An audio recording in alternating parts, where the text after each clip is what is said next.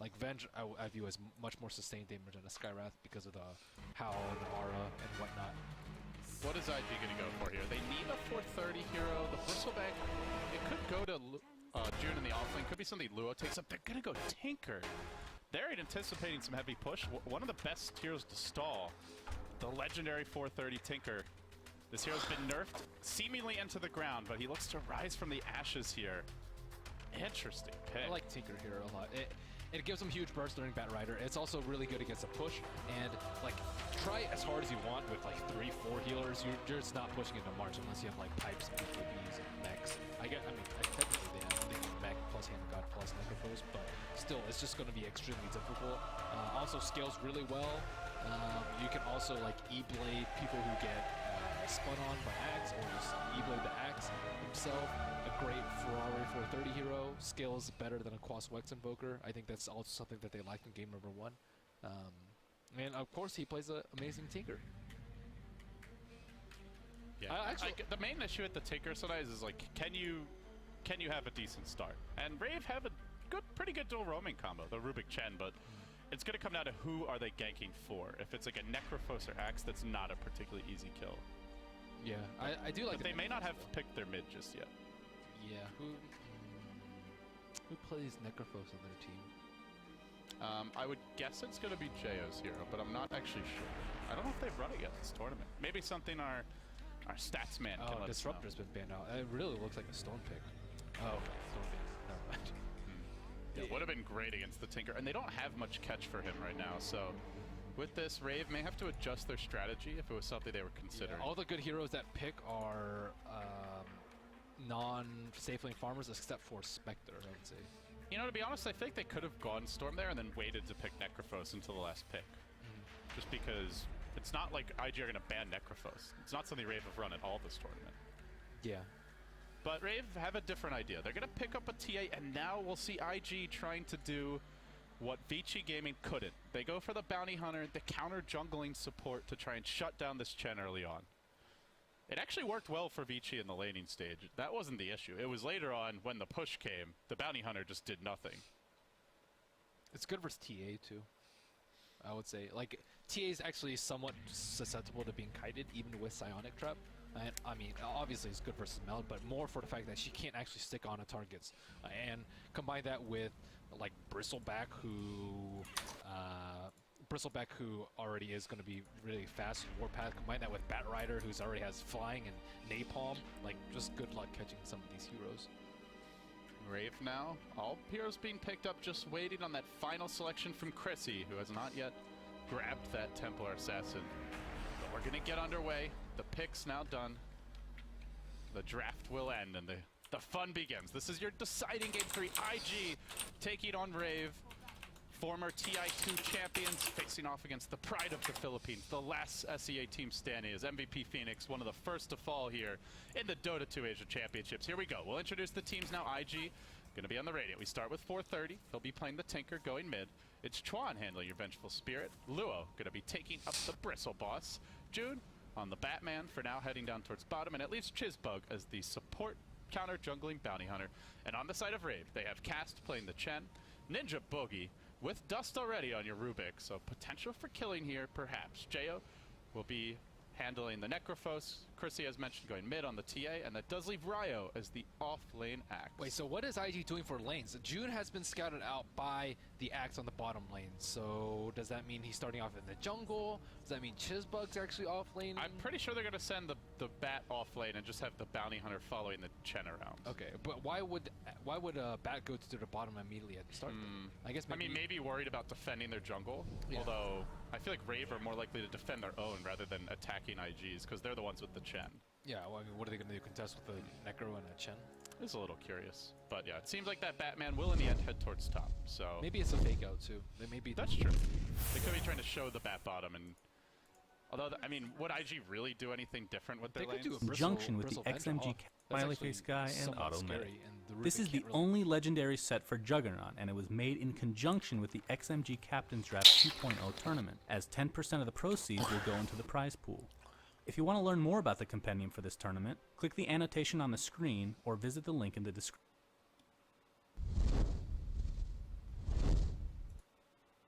description.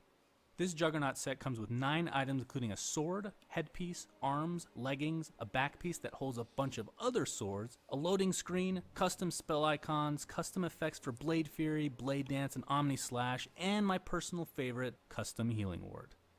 Let's go over the special ambient and particle effects that make this set truly legendary. First, you'll get an ambient effect for the top of Juggernaut's head.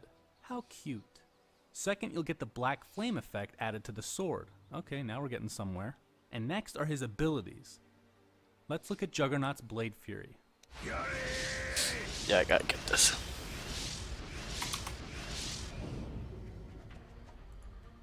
Battle Fury!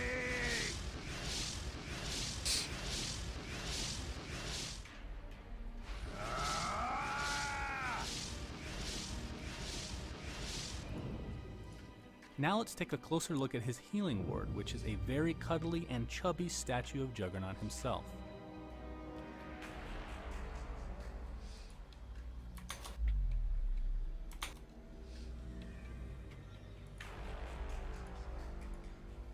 Next is his critical strike ability, Blade Dance.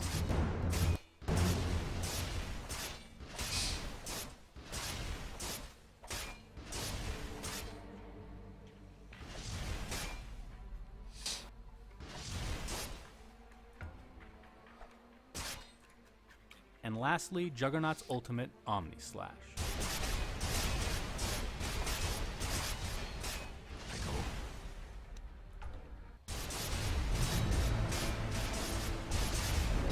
I fight.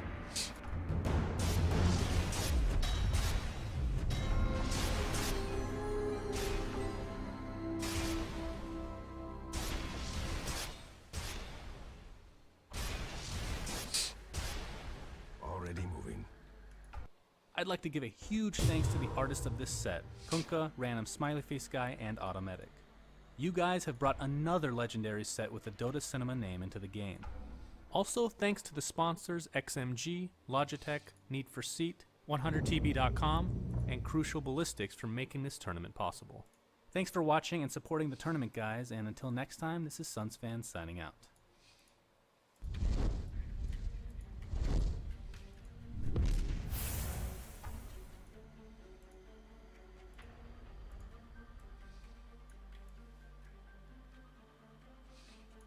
Thing's dope.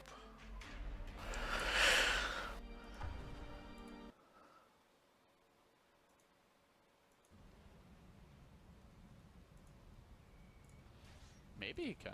Needs Oh the one my. more auto attack. Has the speed burst. The 2 hits, can't kill it. Wow. Do you even lift Chizbug? Please. Does Oof work on couriers? I'm not actually sure. Well, now he gets one. We'll find out soon, I suppose. Maybe we will. The burning questions that keep you up at night. Does Oof work on couriers?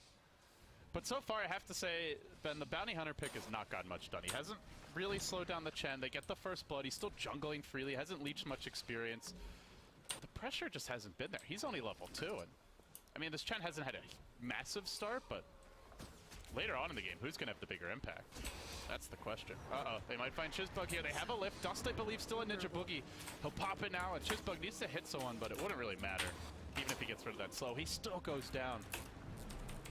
I think not he needs to making be it work. camping Necrophos. I think they can actually get a kill on Necrophos. Even though he already got 1 kill on June, like, you're going to be taking stacks on Necrophos. You can't avoid getting like 3 stacks a lot on the Necrophos, but I think they'd have best kill potential on him. Axe, maybe, but it's 2 melee heroes trying to dive an Axe. That would also be a little bit difficult too. So Chizbug, I mean, obviously you want to keep the Chen down, but it's got to be like at least 2. And now the Chen has, I think the Chen is level 5 now. If he's not, he's very close. Or level 4.5.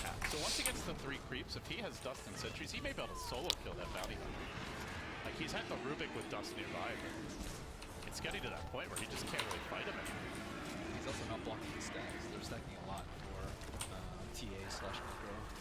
So what do you think as far as IG? Given that the Bounty Hunter experiment is mostly a fail, how do they kind of make up for this, and what's their game plan? 1 is stack for Ferrari, 2 is just game better hero.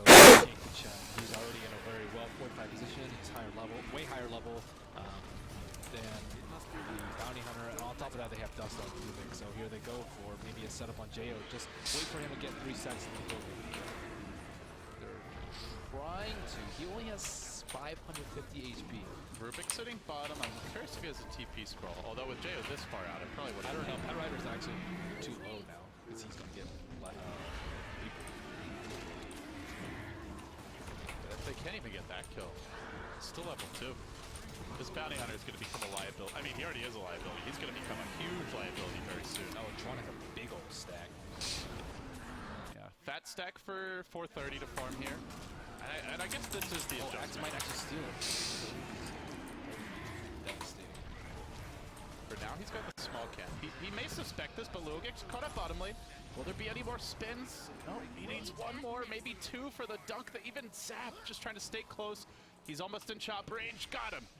Ryo with the kill. Now looking for Chuan as well. The spin comes out, the call rather, and they've got the double dunk. It's 2 kills for Ryo. Meanwhile, top lane, there's going to be an engagement as the Chen is looking to push, and coming around from the side is the bounty hunter. Just kidding. No engagement, just a push. Can they really stop this push? They don't have BOTs yet on Tinker. Looks like this tier 1 may fall pretty early. Well, if Jo keeps tanking Firefly, yeah. And tower shots. Well, maybe not. That could have been a tower push, though. He's got his ulti online, and they look to go on Jo. Can they get off the stun? He's going to Reaper Chisbug. He will get the kill, deleting him for 46 seconds. Now the send back. Can they kill Jo in time? No! He survives. They force up the Chuan TP. Nothing going IG's way now is 430. Those BOTs can't come quick enough because he's got a lot of work to do to get his team in this game. Yeah, they need more levels on Bounty Hunter, like level 2 Shadow Walk and like maybe a level 2 Shuriken toss. If we were level 5, I think it'd be easy kill, but I mean, they just not enough damage done.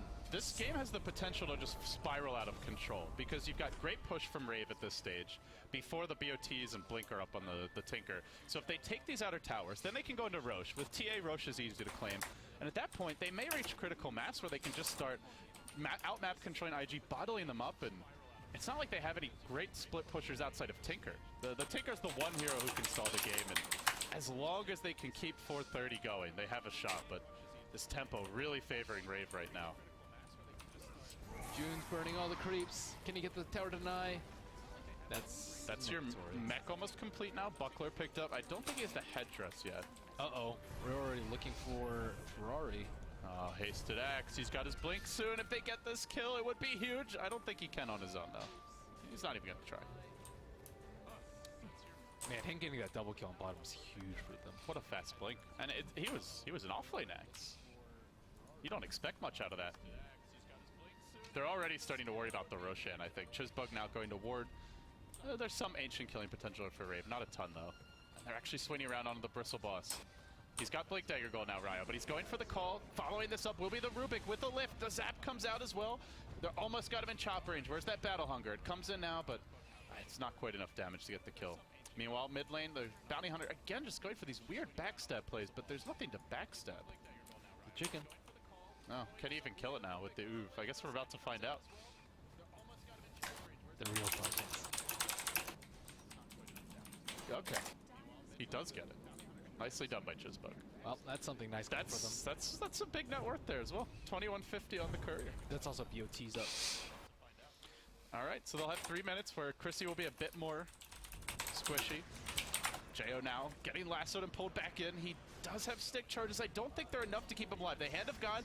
He doesn't have Reaper mono now, though, and IG look to run him down. 3 heroes rotate in. Casto there to support him with the body block. Or bodyguard, I should say. They'll send Jo on back. Chisbug unable to finish him off in time. Meanwhile, bottom lane already coming in is your Tinker, but TP gets canceled as the creep will die. Well, these are fast BOTs, Ben, and that might be the recipe for IG to turn this game around. I mean, especially for the new. Who ended up taking out that stack? In the Radiant Jungle? Yeah. I'm guessing it was the Tinker. I don't know if we caught it on camera. I don't know. I think 10 minutes, though, he can actually get it a little bit quicker. Because TA's been free farming, right? And yeah, he's actually more farmed than the Tinker. I think if Tinker is free farming and gets that stack, he's way ahead of TA, even with 1 tower difference. I don't actually know who took that out. Doesn't look like it was Bristle. Maybe it was Axe when he was sweeping through. I don't know. June is also not that farmed. So they have a double damager in here now on the Bounty Hunter. Doesn't have the mech yet on the Chen. But Raver on the smoke again. They want to keep the pressure up, constantly go for the ganks. Ideally find that Tinker in the woods. That would be huge for them. This Bristle's useless.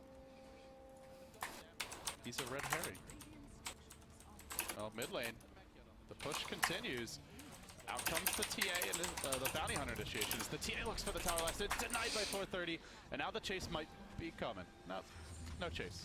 In fact, Chen Creep's going to work. Oh no! 3-hero call. This is bad for IG. Dunk number 1. Ryo could be the second dunk. He chases back and forth. The laser not really offering much as 430 is pursued out. Trap gonna slow him down just a little bit. Blink, call, chop. He's looking for more. Does he have the mana for another one? He doesn't, but he gets the kill. He's gonna survive taking the creep wave. 4 dead. Oh my. What a call. Why is Chuan standing right next to Tinker? Oh man, it's all in the Ferrari basket now. It really is. It looked like they were going to blunt the aggression. They were so close to, but now they give up Roche off the back of that. Where's Luo? He's just sitting there farming bottom. There's a huge engagement. He wanted his items. Wanted that Vanguard first. Oh lord. When we clicked on him last time, I don't actually know if he had a TP, but I mean, he could have won. He could have honestly run to the side shop, got 1 TP'd in, and 2 of his teammates would have still been alive. That's how long that fight was. wow, that adds really bad for them. All they need is like 2 kills, and then Bounty Hunter will be level 6, and then they can start working with track. But they've just, I don't know. It's a lackluster game from IG. Maybe Rave will upset them. Can the Filipinos keep on moving through DAC? The Chen Necrophos are like that duo is working really well. We haven't seen it hit its stride yet. They don't have mech. The Necrophos' first item hasn't even come out. Once they do, it's gonna be hard to depush. Yep, he has his Atos really soon too. Like he has a lot of HP. They don't have enough burst to deal with the Chen Senback because a lot of their damage is like slow damage, like March and Firefly Burn, as well as like Bristleback Quill stacking. So that makes things a lot easier for the Chen and the Necrophos to just stay alive. They also just own top. They took down the tower. They Courier snipe again by Chisbug though. He's gonna find a top. All right, is this going to be like that Cloud9 Meepo game from TI? Courier Snipe's winning them the game? It's That's a double them a lot Courier of gold. Snipe. That's, what is that, like close to 1800 now? It's a lot of gold. It's really important for them. Well, now the other thing to mention, I think, is that Rave don't really have good catch on the Tinker once it gets a blink. They have blink call. That's not great. No Storm, no Bat Rider. I mean, Atos plus Psionic Trap is a lot of slow though. Yeah. If you find him in the first place. Yeah. But yeah, it doesn't stop blink. And now they are going to get their blink on June. IG not out of this game yet by any stretch, as they are working on the Roche. It will be a freebie, and IG not going to get a tower out of it, but they do get time to farm. They get their Bat Rider blink. And They need Ferrari blink before in the next push. How close is he? Our Tinker player. What's he sitting on? 1,800 gold. He probably will have it unless he... Well, maybe he dies right now, bottom. Nah, they have a ward on the high ground. That's true. Okay, so he'll be fine. Yeah. And I guess if you're Rave now, Ben, next step, is it just rolling up these towers, keep on trying to take objectives? And don't give up track kills. I think that's the most important thing. It's a 5,000 gold lead right now, but it could easily swing with a couple of track kills. Let's see if they go for the move. A Nax initiate on Chisbug. Caught out. Is there a call? Looks like he already used it. Now the chase coming out from a Meldon. That's 1 meld and a dunk. Meanwhile, bottom, no, they lasso at Jo. Hand of God, UC can't heal. Ninja Boogie on the run. He'll end up falling down. Rubik stealing that lasso, but he'll end up dying too. A 2-for-1, not track kills. They're even going to buy back on the Necrophos. They want to re-engage here. They blink call Chuan. They'll get the kill. This... Do they really need a buyback there? This Axe getting pretty out of hand, but it's an expensive buyback. And now the Tinker going to TP in bottom. He's blinking out. He's already got the blink dagger. And they hold this tower. That is a completely wasted buyback. That was... I don't actually know why he bought back there. I actually don't know why they didn't give him the Aegis. I think he's much They more... gave it to the Axe? They gave it to Chrissy. Oh, go to TA. Well, let's see if Chrissy can make the most of it now. They're diving low. TP's coming in all over the place. The Mark's starting to stack up Jo. Can't let him go down again. This could be a dieback with track gold. Jo, no! Not like that for Rave. The Chen wasn't able to help him out, and that makes it a total disaster. The tower finally falling, but... Okay, let's fight in the double march, double rocket, under the tower, tanking bristle spray. With no Aegis. Oh my goodness. That's all they needed to not do, is just die like that twice on their most important hero. Rave, they're a bit of a younger, less experienced team on the big stage, and perhaps it's getting the best of them here, Ben. Yeah, I think they underestimated, one, the blinks came out like right as they were hitting the strike. They're like, oh, nice, we're strong, we have mech, we have Aegis, let's push this T1, take control of their jungle, limit Tinker's farm. That's what they had in mind, but the blink daggers. Oh no, now IG is trying to pick them apart. This is going to be a 3-hero track kill, and now the call turn. It looks like they'll get Chuan here. Already worth. But it's a track kill on 3. Already worth. They need a lot more than that. And now for 30, he'll start to flex his muscles. You can see him getting more confident around the map. Suddenly your lead farmer. Perhaps that Dagon coming out next. He's already got the Staff of Wizardry. Do you go Dagon here, you think? Yeah, I think so. Okay. Kill Axe. Is it still the same Tinker build with Ethereal Blade Dagon 5 most of the time? It depends. You'll see a lot of different ones. I've seen more like Shivas and Hex. Yule's is really good versus Axe, too. So, like, Yule spam on him, like, what's he supposed to do about that? Not a whole lot. Yeah, Yule spam is good. Bloodstone, of course, will go to Force Staff. I do not like Force Staff. But I think Dagon 5 EV or Dagon 5 Bloodstone or Yule's is fine. Shiva's is also good. He shouldn't get caught, so he shouldn't need the armor. But, I mean, It helps you split push a bit. it helps you split push, and it's decent for team fights where you need the vision and where you need the slow. But I feel like they just need burst to kill someone in lasso. And they're up against like that Chen Necrophos combo. If you don't burst someone down, then they're suddenly healed up to full health. Well, Rave gonna push through the bottom lane now. They're clustering up as 5, but you already see the Bounty Hunter on another journey towards top. He's gonna look to drop down a ward and probably even go for another courier sledge if he can find it. This will really help the Tinkers. They blink in, they'll battle hunger 430. But he starts using the Marsh. He's now being slowed down by the Rod of Atos. Can they get in range for a lift? Ninja Boogie will. Chen Creep's coming out, but there's your swap. That was necessary. Yeah, he was in danger. There's a net stomp, then the TA gets him, the Axe blinks on him. Now that Axe does blink on Luo. He'll pull him in. They Necrophos ults him, and that will heal up Jo pretty nicely. Actually, no, doesn't get the kill. He gets the kill, but not the replay. Oh, he gets the kill. Okay. So dead for 40 seconds. The siege will continue. Man, Luo. Luo. And now they're going to siege, but this is where 430, he accepts the tower's gone. He'll now start split pushing top. This will force a TP reaction, so Rave closing in on full towers down, but again, not having a Storm, a Batrider, maybe a Nyx, they just don't have the right heroes to keep him doing this kind of split push. At the same time, they're really limiting Luo's effectiveness, or he's limiting his own effectiveness. I'm not really sure. With Luo, you're never sure.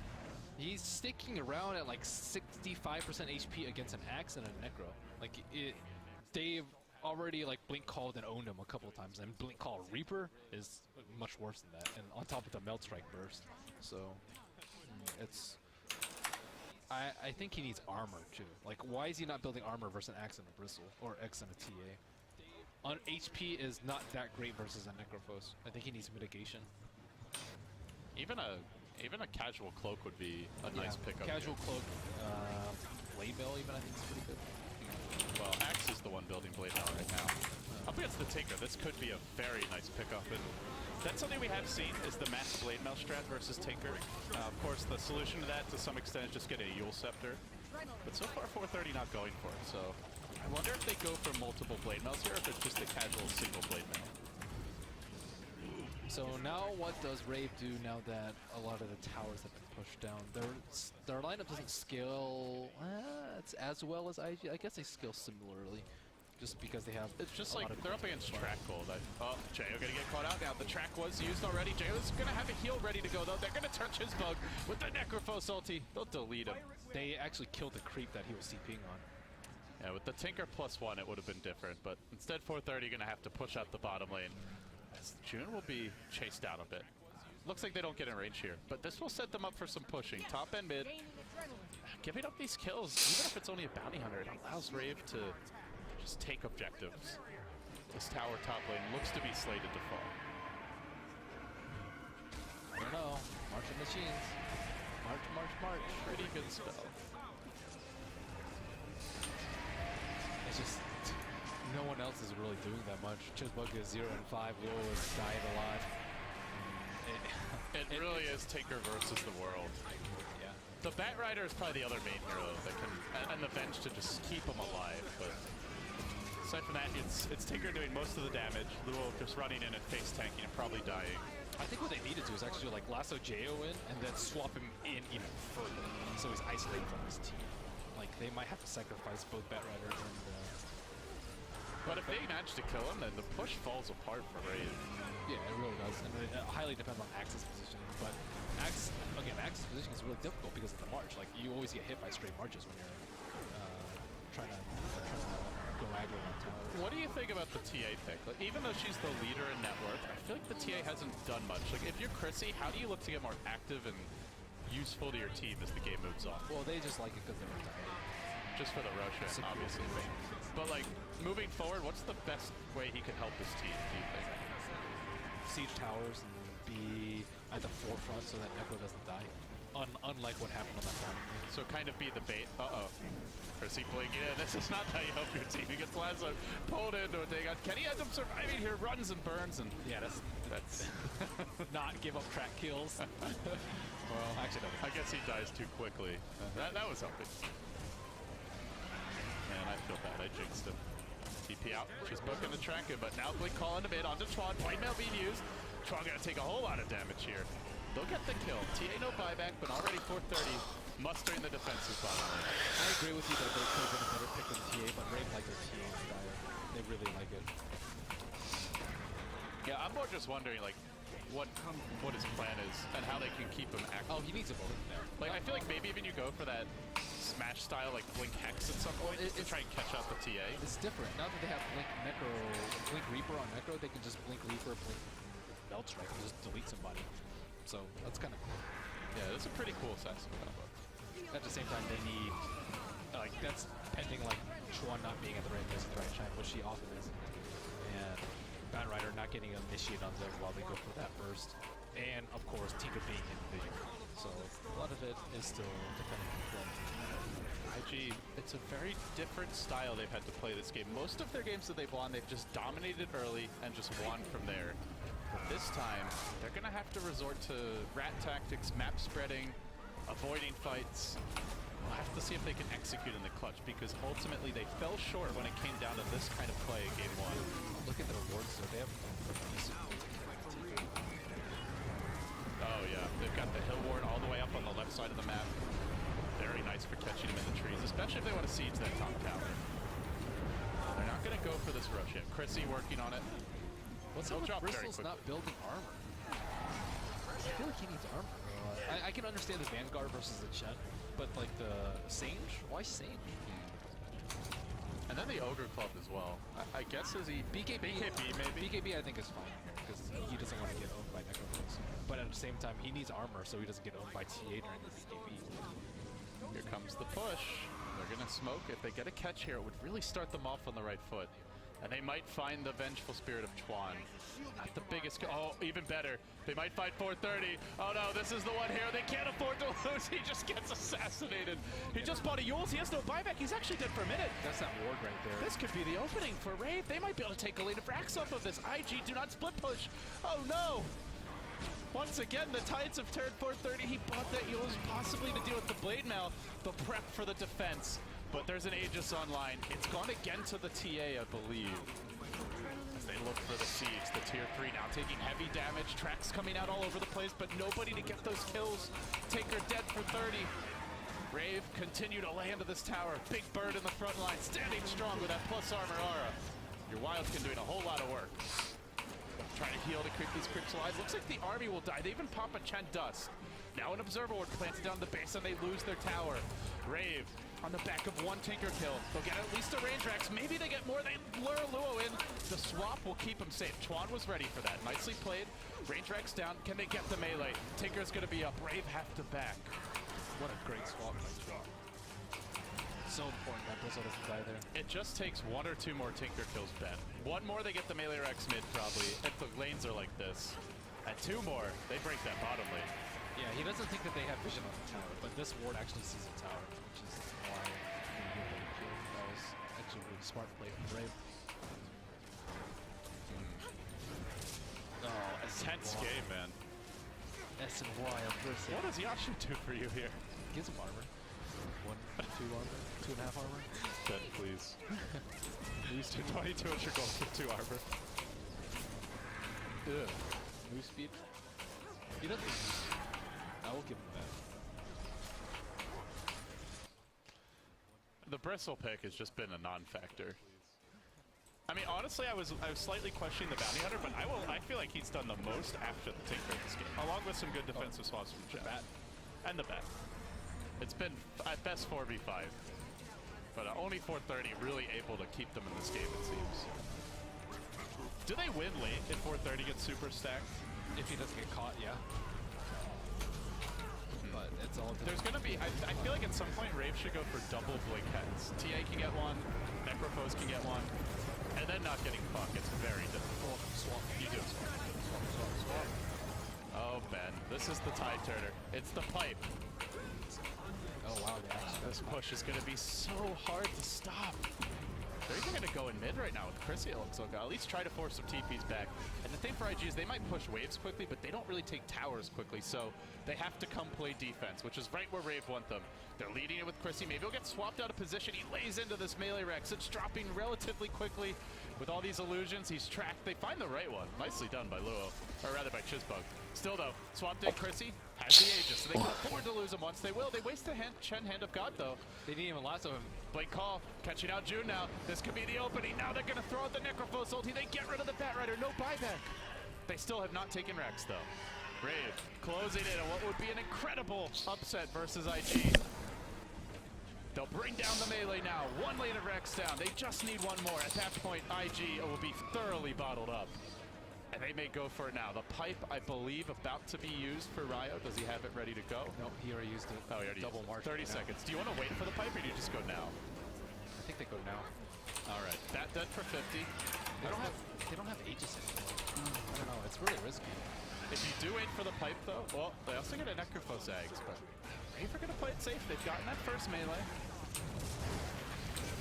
After the way this game started, where they had that huge lead and it looked like it was going to turn with multiple 3-hero track kills, I think Rave are just saying, the main way we lose this game is making big mistakes. Yes. Let's not make it. It's safer to just wait for another Aegis. And it might be slow, but they already have 1 Rex up. And Tinker is still very vulnerable to dying at any point in the game. Blink, if he gets Blink called, he's dead. If he gets Blink Reapered, he is probably dead. Unless Chuan is there to save him, but he can't save everyone.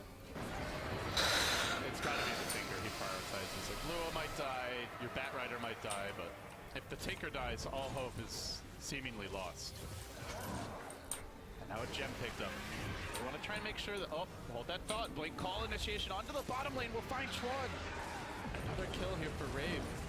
It's going to be a solid 4.5 minutes until this Rochet respawns, but during that time, how much does IG get done? They've got these deep wards now, but nobody who can really use them. The Tinker maybe can split push, but at best I think you snipe a courier, and that's about it.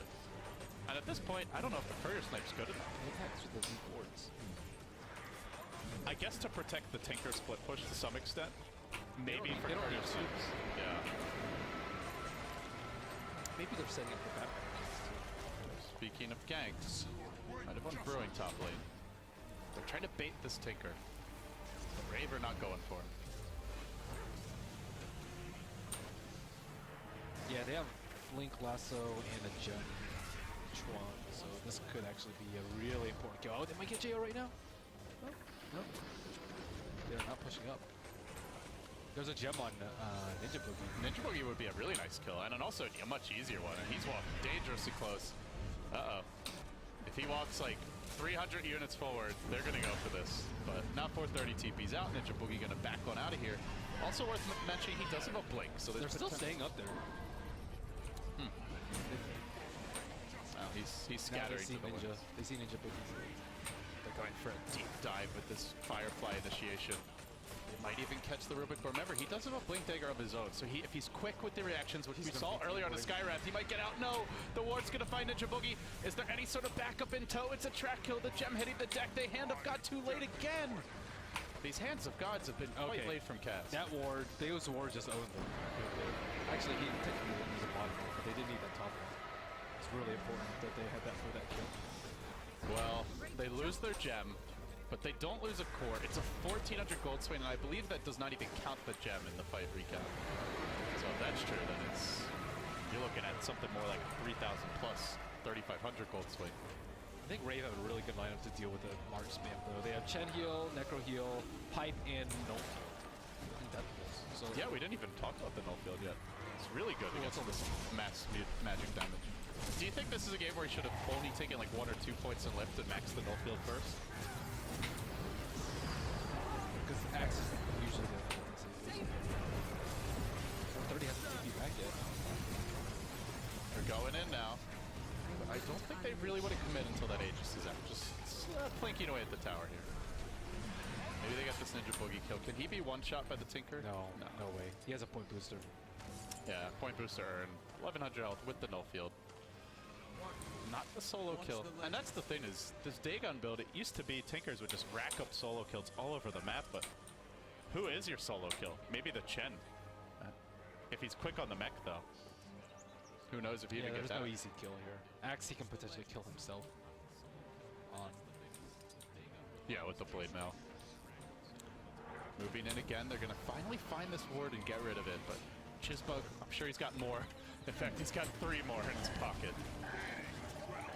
And they blink forward with a sentry. Oh, almost catching him. That's risky. Huh. They didn't actually have vision on the bounty hunter, but they just kind of suspected he was in the neighborhood. So now Ferrari's playing a lot more patient, knowing that one death on him is that much closer to them losing the game. One death on him without a buyback is another set of racks. The Roshan looks like Brave is waiting for it. It's coming soon. About a minute ago, IG was just awful positioning to try and contest it. The mid lane pushing, the bottom lane pushing in. The thing is with the Tinker just hiding top though, like these other lanes are constantly pushing in against him. Chizbug's gonna make his way in now, get some eyes on the rest of Brave.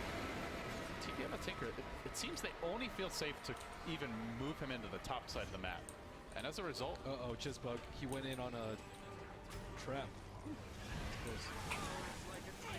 Very dangerous. Trying to get some other wards up. It's so crucial for their Tinker that he has an idea of where these heroes are. And he'll get the hill ground ward. The hill ward. Well, so they didn't spot it. They're just chilling in a roach. It's about to spawn, but they're running away. So this is the key one for Raven, feels Ben. Like they go for the Roche now, they get the Aegis. They might just be able to win this game outright. I would really like to see them give the Aegis to Jo. Maybe they give him cheese this time. But I give don't him know. something. He has a lot of HP. He's up. Bounty Hunter maybe getting caught out here. They get the initiation on the Chizbug. Blink, lift to follow up. Now they're going to steal a Shadow Walk. You'd love to steal that track, but they'll remove him from the game. That's with the eggs. No Bounty Hunter for 70. I mean, not that he really matters for the push, but hey, even if they want to fight, they might not get track ball.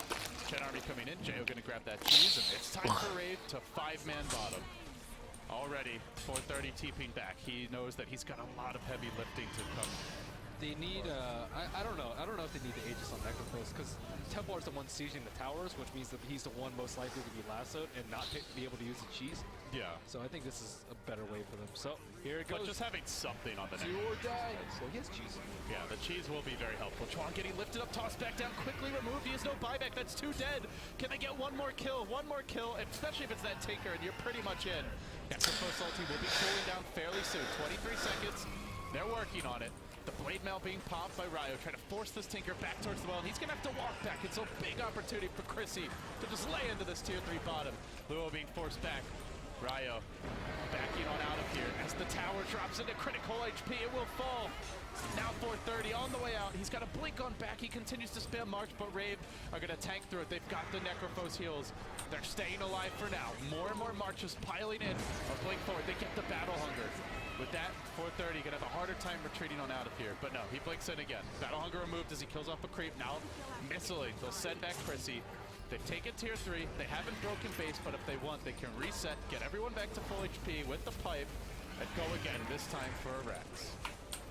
They're so close to winning. They can taste it. Victory is almost theirs. What a win it would be. I mean, coming into this event, I don't think anyone would have given Rave much of a shot in a BO3 versus IG. What is this, top 6 for them? They win this? I believe so. This right now is top 8. So you win this game and you're in the top 6. Very impressive performance from him thus far. IG on the other side, a team that is rumored to have big changes inbound. So perhaps this could be their final match as a squad. Bernie rumored to be joining the team. There's even crazier rumors out there about other famous players maybe linking up with some of the IG stars like 430, but hell, who knows? Maybe they all leave IG and form their own new team. Point is, this is a team that's likely to be changing after this tournament, and now they'll leap in again with Chrissy. Courier is going to lend some moral support to the defense, but they'll need a lot more. Traps coming out from Chrissy. March will be prepped, but they can just bull rush their way through this with the pipe, and remember, doesn't go through magic immunity, so Chrissy, if he wants, can just commit with BKB, and he won't take any damage from this. He still runs the risk of getting lassoed into T4s, which is, I think, what they actually need to worry about the most. They're waiting for the Courier. Something's coming here for Rave. Big on gonna be fraction dodge. Ferrari almost got lifted.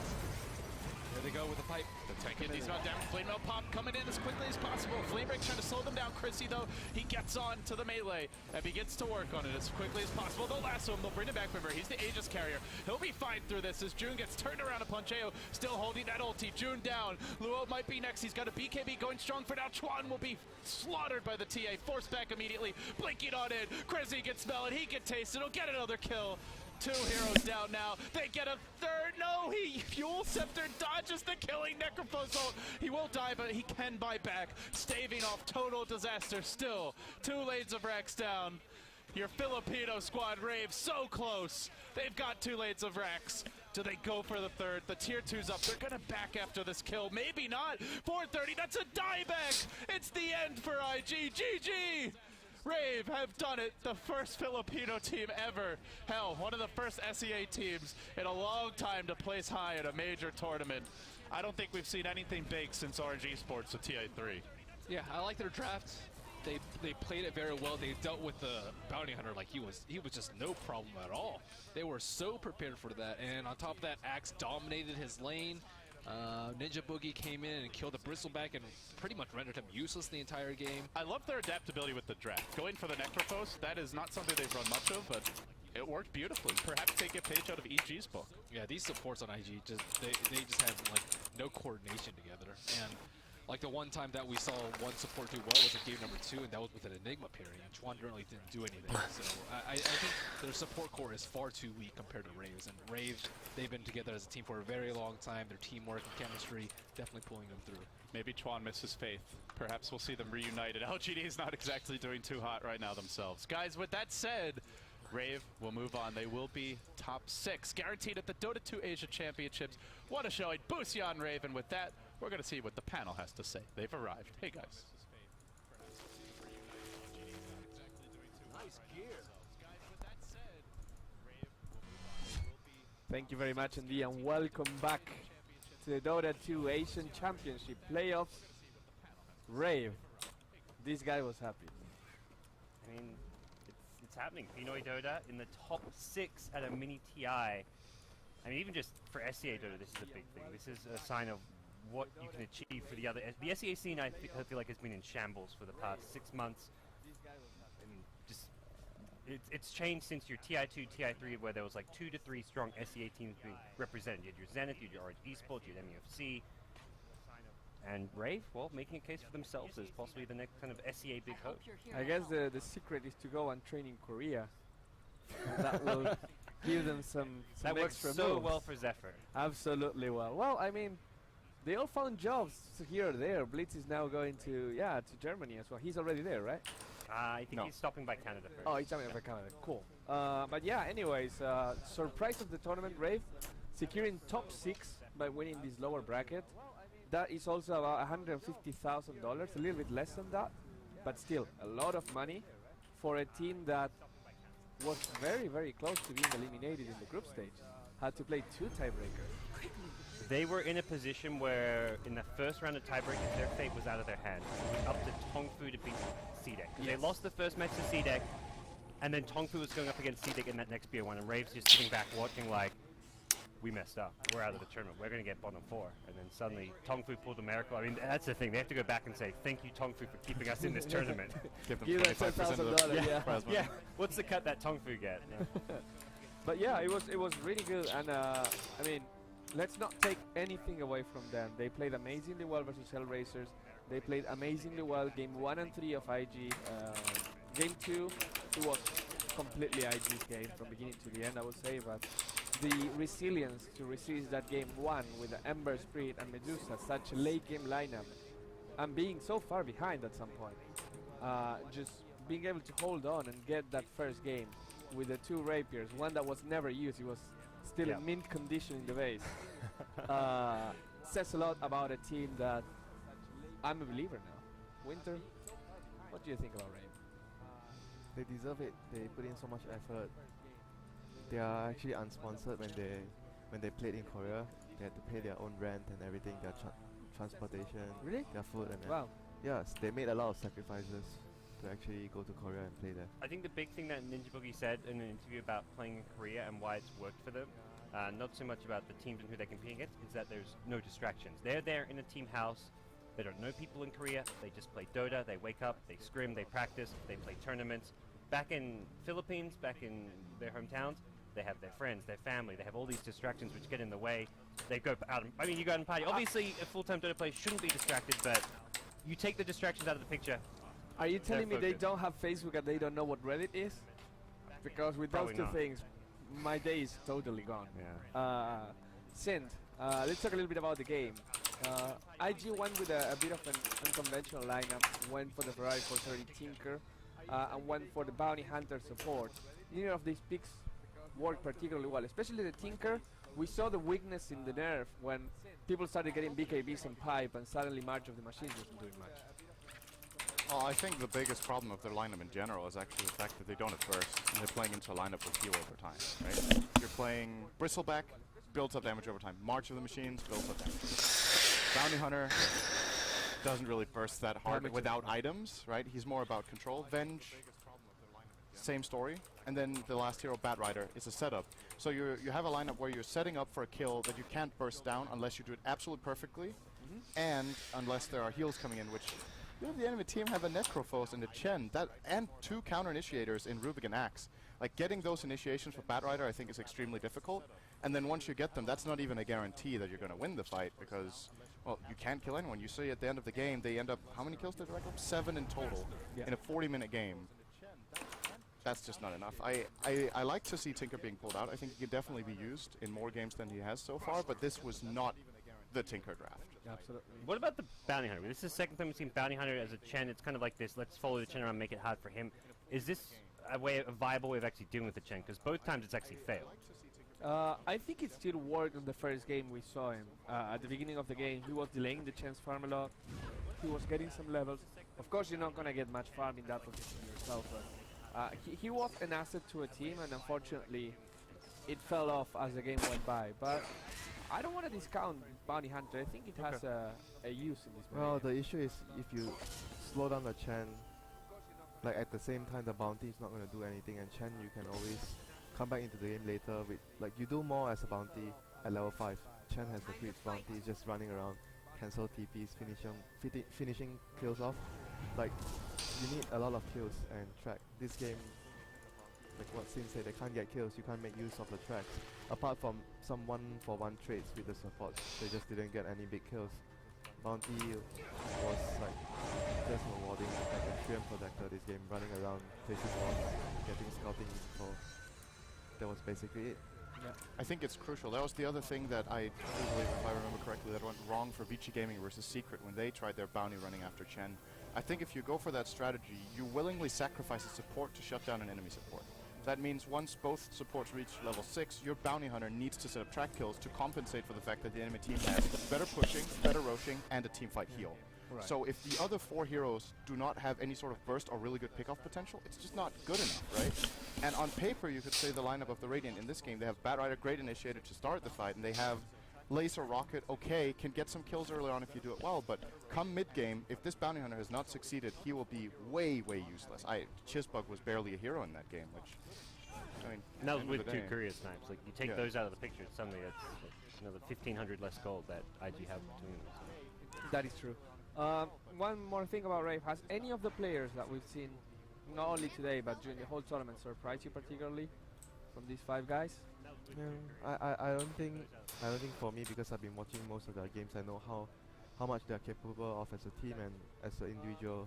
Each of their players are good players. They work very hard. The biggest thing that I feel changed for them is being able to adapt. You saw a lot of changes in their picks and drafts during the course of the event, which is I think the biggest deal why they actually became a better team after the group stage, where they were relying on home to secure their slot in the playoffs. They just adapted well. Going back to the game 1, like the itemization, Dusa going for the hex, as well as the clockwork getting the hex. Like I feel like they just adapted well in the moment, as well as like looking at the big picture, like from day to day, where they had to change their drafts and their playstyle a lot. Yeah, a lot of the picks they had in the later games were very different from what they had in the group stage. Yeah, absolutely. And we're gonna take a look at the brackets. Rave has advanced to the 3rd round of the lower bracket. Now they will have to face a god, a big god. Now god, that'll be The road ends here. That was it. We said the road ends here, like. I would have thought that was the case against IG, but Well, And if, you against keep, Hellraiser. if I keep saying it, I'm going to be right at some point, unless they win the whole thing, right? yeah. IG has just not looked like, how to put it, they haven't lived up to the brand name this tournament, based on what they established at TI2 with their victory there. Also, the following half a year to a year, IG still managed to place very high in tournaments and do very well. They just haven't been the same this year. Also last year, TI4 was a failure for them. But still, even with those failures, going into the match against Rave, we did consider them favorites. I think most of us thought they would even win 2-0. So, Rave... We thought they wouldn't be able to, even if LGD were to win. LGD or IG would be the favorites in that matchup. I mean, looking at that, Rave played really well, but they didn't play like a ton better than I expected to play. IG just played a lot worse than I it's expected. just the opponent. Yeah. Didn't live up to that. Not to take anything away from Rave. They played amazing. They played their best Dota, but that's how well I expect them to play. Like, this is a team that's already proven they're a good team, but IG just, especially that game 1, looked just very disappointing. So. I mean, already for me, this is a big accomplishment for Rave, and I'm actually really happy they got this far, because, first of all, it's a great storyline, right? It's an upset. I think it's very good for SEA to get a new team to look up to, to encourage people to actually try hard, and also put them back on the map, because like David pointed out, SEA has kind of been off the map for like a year now, almost, right? So I'm really happy with that. I think it would be, I wouldn't mind if they beat Big God and got top 4. That would also be incredible. But I wouldn't mind if they win the whole thing. Yeah, sure. Me neither. But that would be the crazy. I think we're reaching the point now where winning a best of 3 against IG is possible because they haven't been looking their strongest. I think Big God also showed weakness against EG, but they still lost 2-1. Yes. The game they won was very convincing. Both games they lost were... First one was the Medusa, where they couldn't defend the high ground against EG. Yeah. Game 3 was... Game 3 was a the beatdown. Storm. Was EG as well. Yeah. So, well, Big God has shown weakness. I think over the course of the tournament, they've simply been better than IG on average by, I want to say, 25-30% at least. Okay, maybe that's a big statement, but yeah, I think I would I'll take it. I would agree with that 20 puts to them. 25. So if we put IG as favorites, then against Rave, they are massive favorites. You never know. Big God could have an off day. And Rave have nothing to lose. That's another thing. Like, they can go in with a clear mind and just do their absolute best, because no one's going to be disappointed if they lose. The other thing that comes into mind is that Rave comes from a victory, Big God comes from a loss. Yeah. That affects people's mindset going into a game as well. When you come into a victory, especially when it's an upset, everyone said Rave is going to lose versus Hellraisers. They don't, and people are like, it's a best of 1, anything can happen, you know. They go to IG is going to win this. They beat IG. Their morale has to be like right there at the roof. So coming into that, and Big Gods, they were thinking we can beat EG. We had a very good. They finished the group stage very strong. They lost to EG now, and they're looking to this team which they're supposed to win against.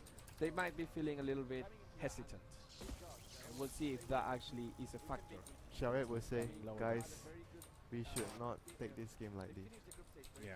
I thought you were going to say we should not take this game seriously, because we're playing for fun, right? Don't forget, guys, we're playing for fun. We're only friends. The power of friendship times 2.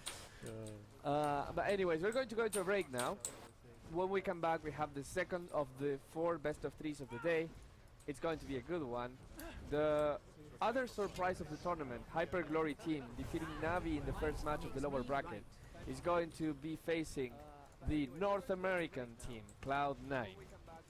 Rave of the North American team. Will be Rave. the American team. Absolutely. Rave are more NA than Cloud9. That's The They American really are. viewers out there, you guys should be getting behind Rave. This is your team. You got Ninja Boogie, who's Is he like half? half Half American, American, and you have Jo that is like Canadian, Oh Canadian. yeah. Canadian Filipino. So technically they have more. Yeah. They're more they're NA more- players they're than more- Cloud9. they're Ninja more Boogie American. actually has an American passport. That makes So him that- that makes him full American. Exactly. Yeah, absolutely. That's enough America for this team to be. Forget the Philippines. This is USA. USA. Change the flag, Brian. Get in the production suite. I could imagine if that was TI with all the chanting of Navi that Yeah. USA became a joke. That could be. That This could is be the new Rave. Navi. With Navi The knocked out, yeah, you get behind Rave. absolutely. So we're going to go to break. When we come back, we'll have Cloud9 versus HGT, a best of 3. It's the Dota 2 Asian Championship, powered by the Score Esports. We'll be back in a minute. All the chanting of Navi that USA became a joke. That could be. Rave.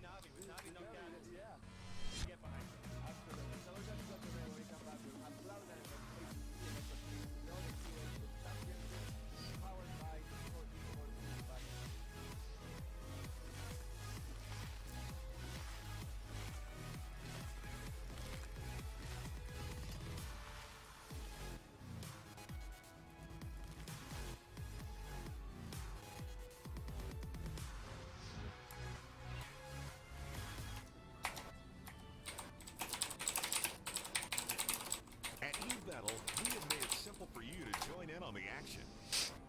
You can bet real money on your favorite teams and the biggest tournaments in esport. It's so easy that everyone can do it. But remember, you have to be at least 18. Combine your winning betting slip and make the victories even more glorious.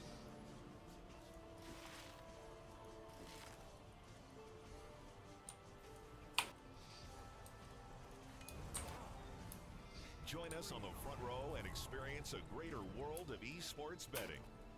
Trust your knowledge and bet now. Go to ebattle.com. The game begins with you.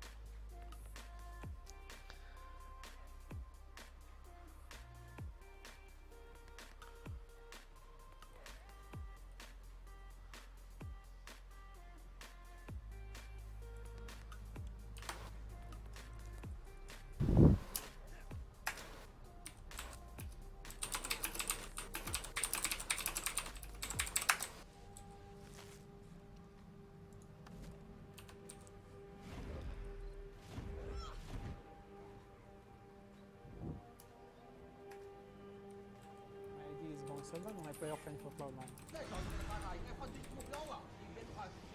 Hello, I'm Ether Envy. I play for Cloud9 as the character, and I'm the captain. Bone 7, he is very stupid. Fata, he always gets sick and goes to the washroom and lands. And No Tail, he's a very serious person in games, but he sometimes gets really crazy. Misery, just misery.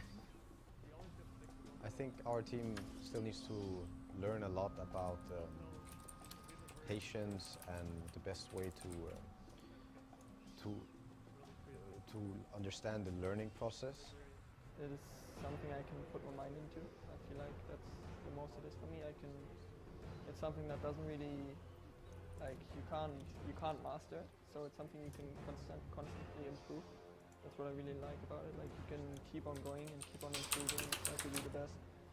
But reaching that goal, being the actual best, is one of the hardest things to do. And that's why it always keeps me motivated to try and reach it. I mean, playing computer game at this level is actually really tough. It's very stressful and there's a lot of pressure on you throughout the years, and that is pretty hard sometimes. I mean, sometimes you kind of want to quit the game. Sometimes you love playing the game, so it's a lot of up and downs. But yeah, overall you always come through, and it's really nice to still be able to play at this level.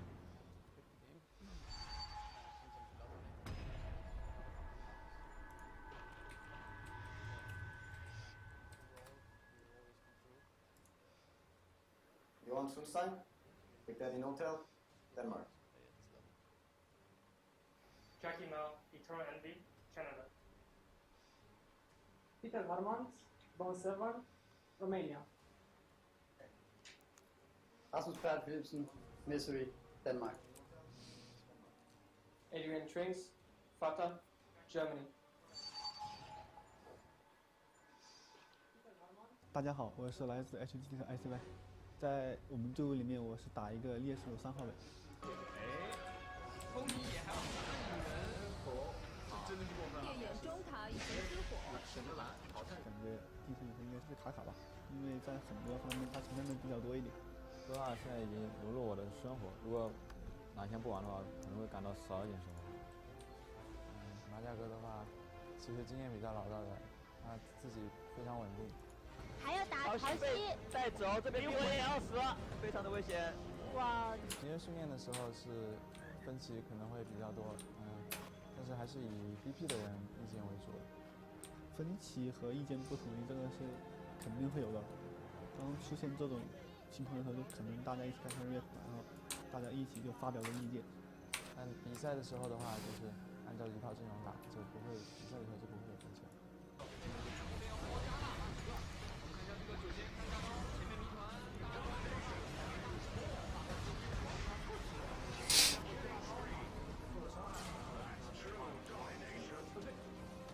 我非常享受就争那种冠军的感觉，然后就是喜欢给大家带来精彩的比赛。这是第一届在中国本土办的比较大型的一个国际性的比赛，对我们来说是一种比较好的磨练。我希望以后还会办更多这样的比赛吧。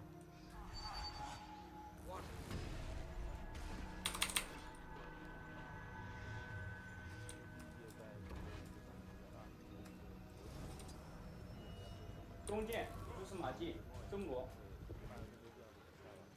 博洋志卡卡，中国。英语肖 Air， 中国。王鹏 ICY， 中国。赵家斌回天号，中国。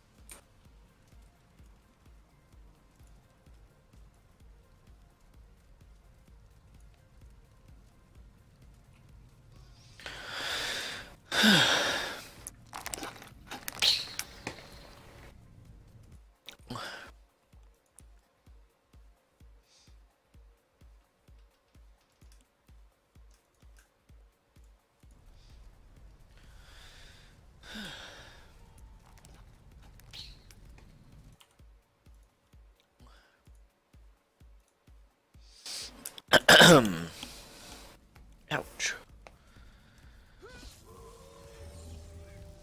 Do we have to go help this person or what? They said they're gonna do it solo.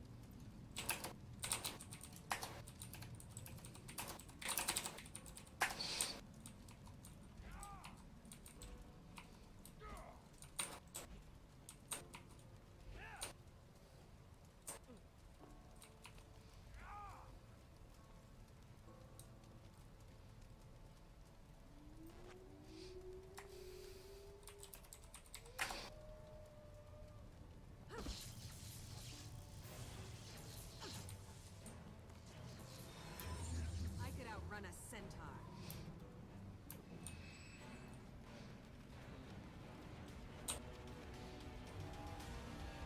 Refreshing.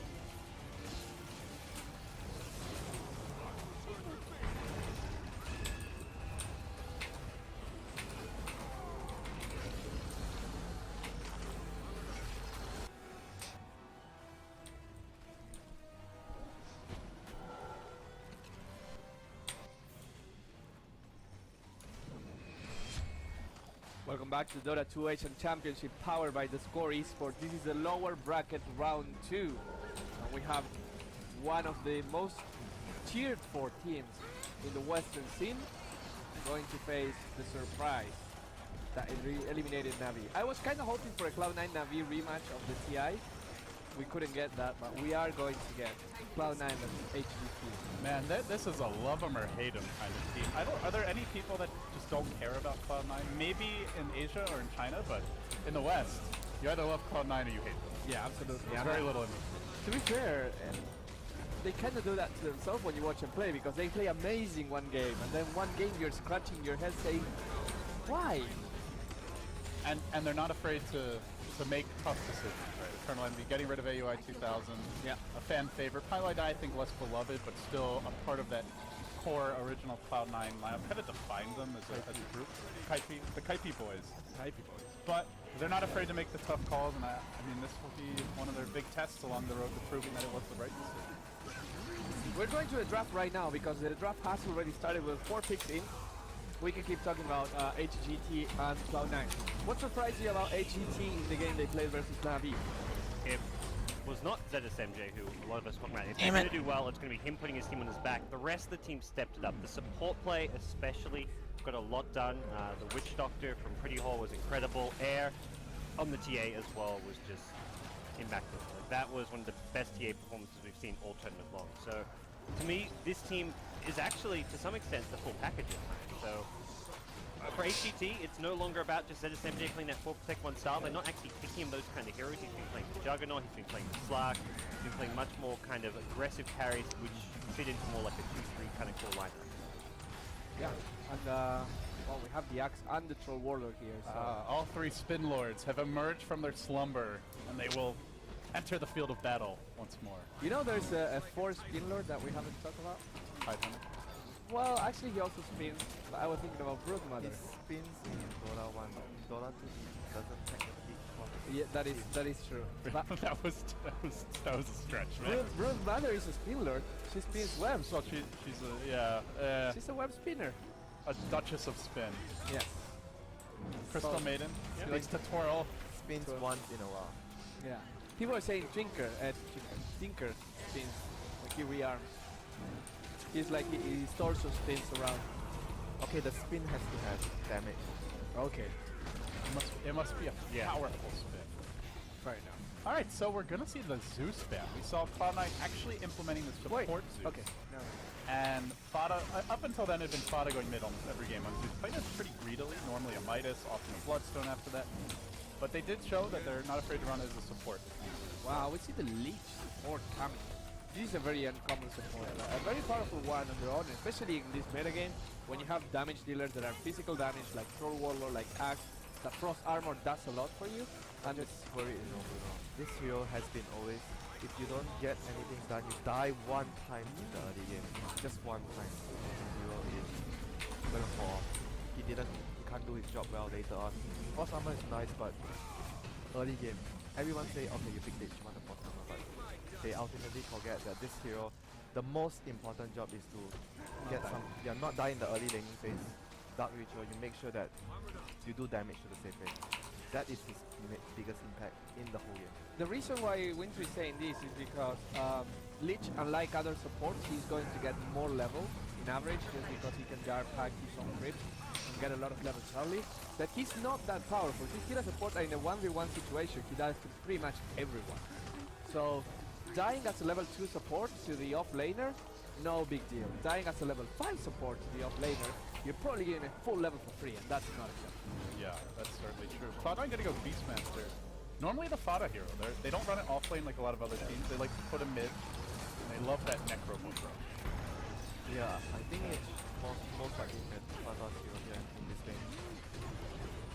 If you put him up against a troll, he has decent starting base armor, 5 armor at the start, so he should still be able to farm decently. Unlike we saw certain games where a melee hero gets destroyed by Troll because Troll just harasses you so much with the slow and with his whirling axes. I want to ask you, Winter. Yes, Bruno. Do you have a question? No, I lost it. I looked at the Beastmaster, I lost it, but it will be back soon, don't worry. You can get lost in those eyes. Yes. Beautiful man. His beard, especially. He's very good. He's got to balance out Lion and Lich. That is not an attractive duo. Oh, I remember. Do you think this is a Legion Commander game for Cloud9? Do you think there is such a thing as a Legion Commander games for Cloud9? They should delete that hero from their arsenal. That hero did not work for them at all this group stage. If you can duel and run backwards, then I say yes. So if you're that an sucks. Axe. Yeah. I mean, when Cloud9 ran the Legion in the past, they gave Bone7 a lot more space, and it feels like he's being thrown on an island most of these games, so to the extent that's the case, something a little more farm independent would suit him better. Sometimes he falls into the island himself. It wasn't his team that trolled him. Sometimes he gets... I mean, there's been a lot of games where he's just put in an unwinnable matchup, to be fair.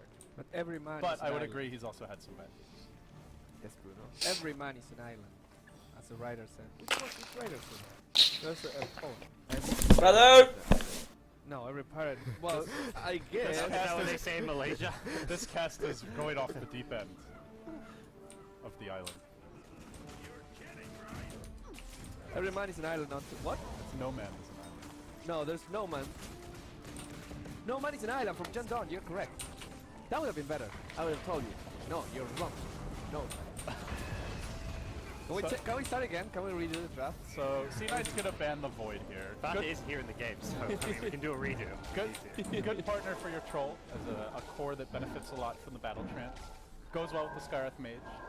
I do feel like they want a little more damage of some kind. I don't know if you want another melee core though. You're up against Lich, Juggernaut, Beastmaster Roar.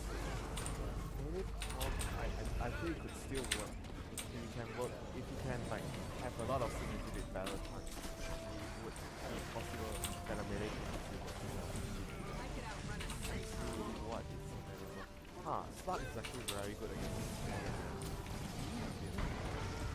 Slardar is a hero we've seen on and off.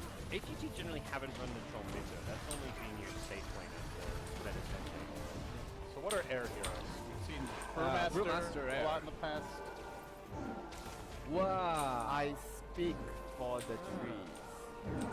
The return of the bone set. The Prophet. This the is the blade map meal. control graph. The blade meal You is get the Hawk, real. the global mobility. Feels like you want another pickup here if you're HGT here, because right now it's just really the How about a active storm? No offlane Stompy. No, definitely not offlane. No. There is Offlane Lion, axe. Beastmaster. It's like decent lockdown for him, but he's really good with control.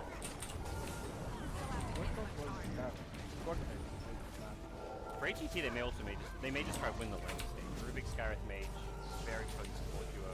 You can have a TA put through on something.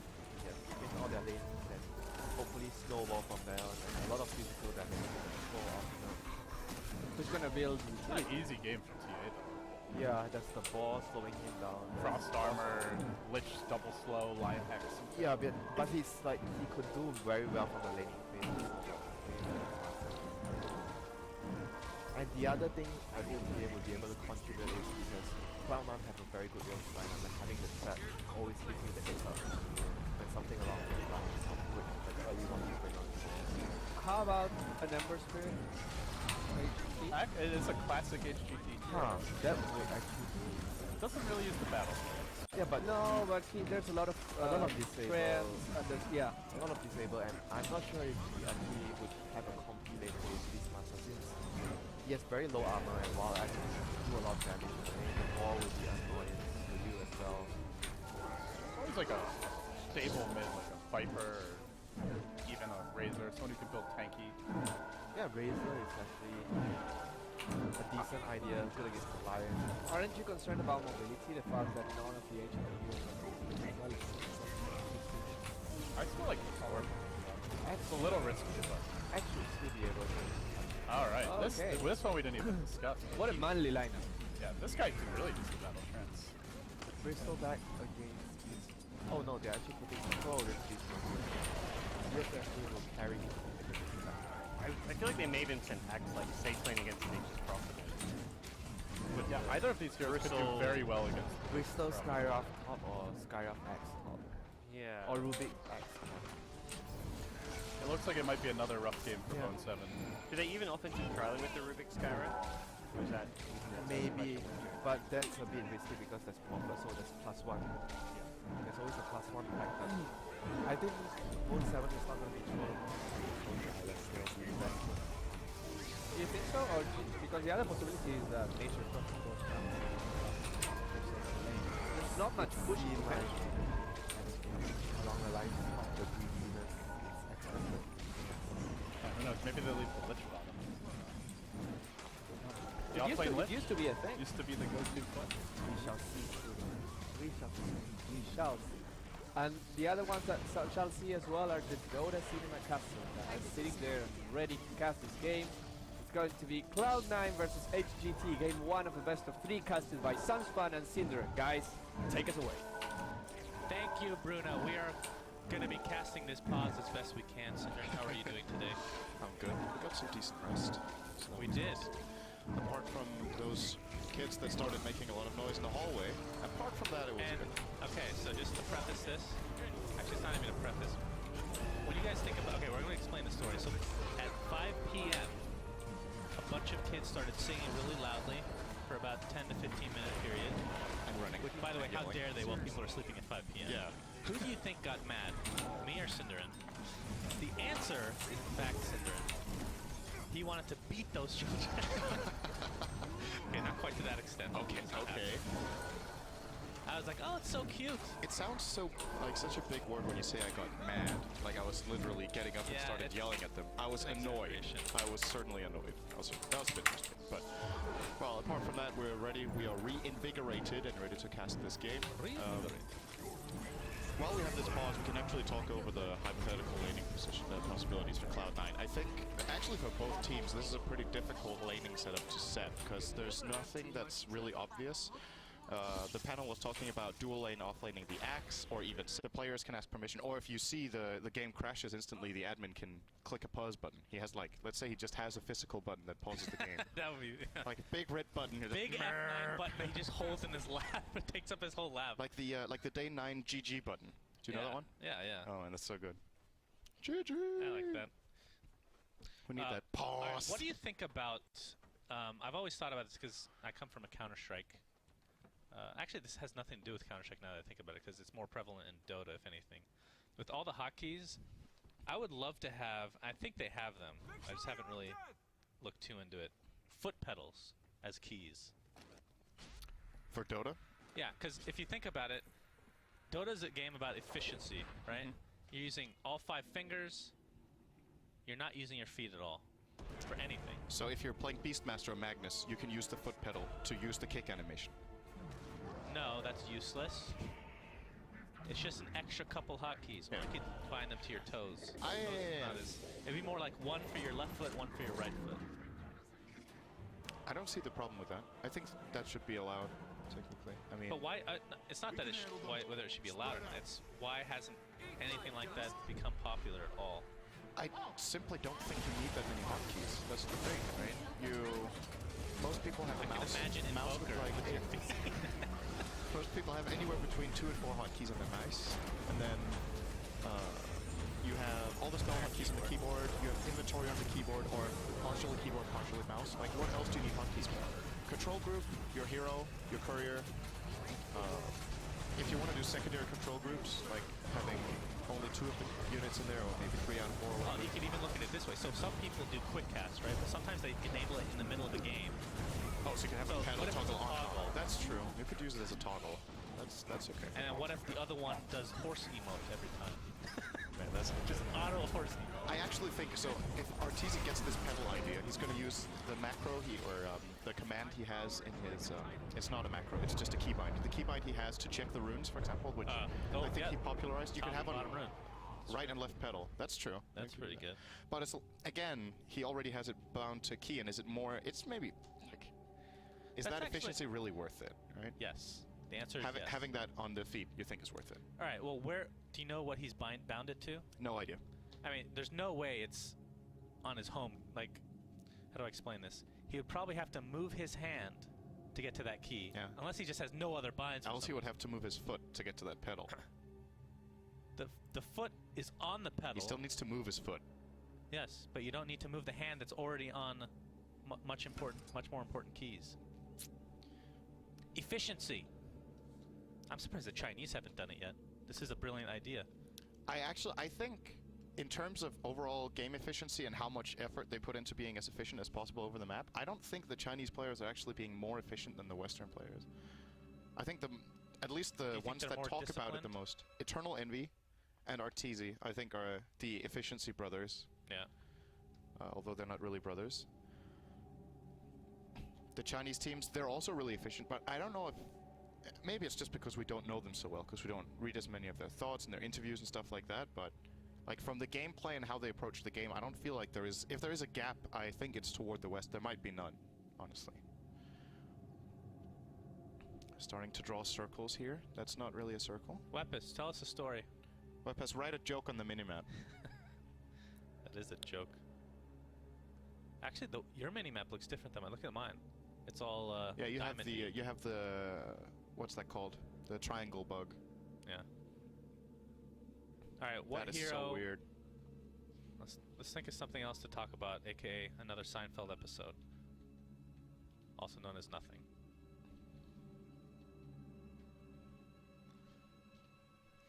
So just to recap, since this is one of the longer pauses that we've had, this is a best of 3 between C9 and HGT.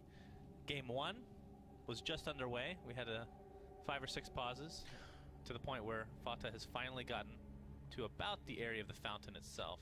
Oh, tic-tac-toe. That's pretty good. I wonder if he can lose to himself at tic-tac-toe. I'm sure it's possible. Well, if you win, you technically lose as well, right? If you're only playing against yourself. Yeah. But, okay, I just got this thought that let's say this game continues this way in relative play to pause time. How long would this game be? 2 years. 2 years? Yes. Right, that was really fast. Unless they had foot pedals, then it'll be a little bit faster. Okay, how long actual game time have we had? The game starts with the timer on 1:30, right? Or is it 1:45? I actually can't remember. It just kind of, I think it's 1:30. So if it starts on 1:30, we've had 11 seconds of game time. And I want to say we're closing in on half an hour of pause or 20 minutes? 20 minutes. 20 minutes? More accurate. Okay, so 20 minutes is 1,200 seconds. Okay. So we've had 1% play and 99% pause. That would mean... So 1%, so if a game is, let's say the game is 1 hour, then we would have 100 hours of pause, which is around about 4.5 days. So 2 years. So 2 years is pretty accurate. Okay, good. Oh, let's do the top. Can they hear us right now? Right, Brian? here come the top I plays. would love to cast this right now in a very monotone voice. Eternal Envy gets right-click to death. This is the number. Top plays from day 2. The top plays from day 1 were, I think we named them top mediocre plays on day 1 because it was definitely... They were not mediocre. This is from yesterday. They were beyond awful. Oh, here we have an RP. That's pretty good. Good RP. He runs away. There's the Ravish hitting nothing again, so it just seems to be a trend with these plays. Running back and forth, missing a shockwave, and they escape. So... Is this the play? Is it not? Everybody look. This give me the first. Oh, I remember this. Oh, This is actually a good play. This is cool. Okay. So Super dives in. They get 3. This is from day... I think it's day... 2 of the group stage, and right? it just ends abruptly. Yeah, that was the end of the play. I think no one else did. So Ward, Bato gonna jump onto Puppy. Secret versus C9. Oh, this is the... Heki's game. Oh my. He's calling blade action, Sonic Wave. S4 go to town. Now, I remember this play too. Okay, they've stepped it up. Like, these plays are more impressive than the ones that they were. Marginally. I'm not impressed yet. We're gonna get to the top. Once we get to the top 3, I'm expecting big things. Like the base race maybe. Okay, this is just a huge team fight with stuff happening everywhere. Lots of colorful flashes. So it's really difficult in this fight to actually see what's going on because there's like 10 heroes on top of each other. But ultimately HR lose 4. I remember this game very clearly. They should have totally won this. The Slark was 20-0. I think this is his first death of the game. I do believe so, yeah. He lost his Beyond God. So what was the top play there exactly? It was just, I mean, is it a top play or is it just like this is a team fight that made a big difference in the game? That's the question. And they're calling it top, right? Yeah. So, top most important play. Top most impressive. Oh, that's a good Sonic, I think. Maybe. Decent Ice Blast. Oh, that's a good Requiem. That was pretty nice. They hit quite a lot of legit spells there. They're going to get all 5. I don't know. I guess for top plays, I'm more looking for like individual plays that are impressive as opposed to just team fights. Team fights are just... I hope so. So a good example would be yesterday. So this is obviously not from yesterday, but when Puppy Test of Faith a Wolf, he took over the other one with Holy Persuasion, and he still died. But just that mini play, even though he dies, for me, is a top play. Like I don't even the think presence I saw of mind play. in that moment was really good. Well, you could put the no-tail blocking the pounce block, also good. Really good. Yeah, that was also really good. So stuff like that is what I look for. These are just team fights. Oh, this game, man. This is Vici's most embarrassing loss in the tournament. That game. You didn't get to see it, but they were ahead by 20 or 25,000 gold against GD and they lost. Pushed it. So here we go. Pretty decent chain frost. It's actually bouncing a hell of a lot here. This game was very, very close, by the way. Secrets. I think the game they were closest to losing in the group stage, as a matter of fact, here against C-Deck. We'll isolate the Shadow Beam, kill him off, and still, it's kind of a seems very standard for a third. I'm going out on a limb and say that these are not top plays. They're just like highlights. Not even highlights. This is what happened. This is the end of the game. This is a recap. Yeah. It's not. Oh well, the clip isn't over yet. It's not going to go anywhere. So. Lots of buybacks though. Cheesy hits. It's a good skewer from S4. And okay, our TZ dies. He has buyback. Bench dies as well. At this point, it looks like Cedek could have won this game, which I'm just they waiting definitely for had the clip opportunities to end abruptly, like right before a kill happens. Well, they kill each other. Bristle's dead for 2 minutes. Pretty important. And okay. That was very long, drawn Very out, good and zoom out toward the end. Okay, Wow, that's a good skewer from... Oh, I remember this fight too. This is actually legit. Yeah, we'll see. I'll be the judge of that. Very hard to please. I'm high maintenance when it comes to top plays. That pushed up your ultimate. Laying into him. They get stoned by Sylar. People dying. Oh, nice cancel the TP. This is... I'm gonna still say no, sorry. And the #1 play of day 2. Incoming. Secret Cedek again. Toward the end. This is actually right after the clip we saw before with Bristleback dying, and now Secret are going for Megas in bot lane. Familiars, they will get again. And Cedek have their backs against the wall. So this is basically a base race. These are generally really good top plays for #1s. They get really exciting. Air Force One by Kuroki in the Dire base. Yeah, now we're just playing SimCity. I really don't like when people unzoom this much. Alright, so this is Dota 2 for Ants. Arteezy is playing a very little wolf. And they've sold, I think they sold 2 or 3 items to buy Boots of Travel. Port in here. The glyph is up. There's no TPs on the Dire. They got it. Garter comes in with his Skywrath Mage. Dies. Okay, doesn't. Now he dies. And GG. Actually, we have a recap of day 1 of main event on our channel, which I haven't even got to watch yet. If the pause becomes even more ridiculous, then maybe we can play it. But considering they're saying 1 sec, it seems like C9's the one now pausing. Surprise. It's about time. It's about time. Who says that? Hail, it's about time. Yeah. That is... Damn, why can't I remember his name? It's something with T, and he is from StarCraft 2. Actually, I don't Tychus Finley. Is it Tychus? Okay. I think so, yeah. I was just going to say it was a Marine, but... Alright, we're back in the game, friends. If you stuck with us all this time, give us a little tweet telling us that we're not the worst people in the world. And we appreciate it, of course. You can also... You can distinguish between us. You can say, you're the worst, and I'm okay. That's fine. If you want to do that, that's separate us. We're not one entity. So hopefully the players have not forgotten how to play Dota in that pause period. But we went over the lineups. I think we should do it again, honestly. Yeah, it's been a long pause. So you do HGT this time, I'll do Cloud9. Okay, so HGT, we've got Kaka playing Rubik, not Phoenix, even though that would be a very fitting hero for his nickname. We've got Pretty Haw onto the Skywrath Mage. Air will be playing as Troll Warlord. Icy onto the Axe, moving toward top. And then finally, Z SMJ. Thank you. You proud of me? Playing as the Bristleback. Eternal Envy is going to be playing the Juggernaut, while Lich is going to be played by Misery. I haven't seen that here on very often. Big Daddy No Tail on the Lion.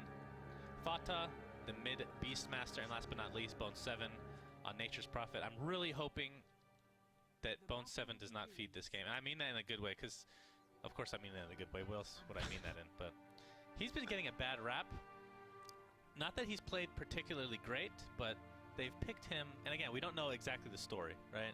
They picked him like 3 different heroes this whole tournament, and a lot of them were Legion Commander in games that Legion Commander has no business being picked, in my opinion at least.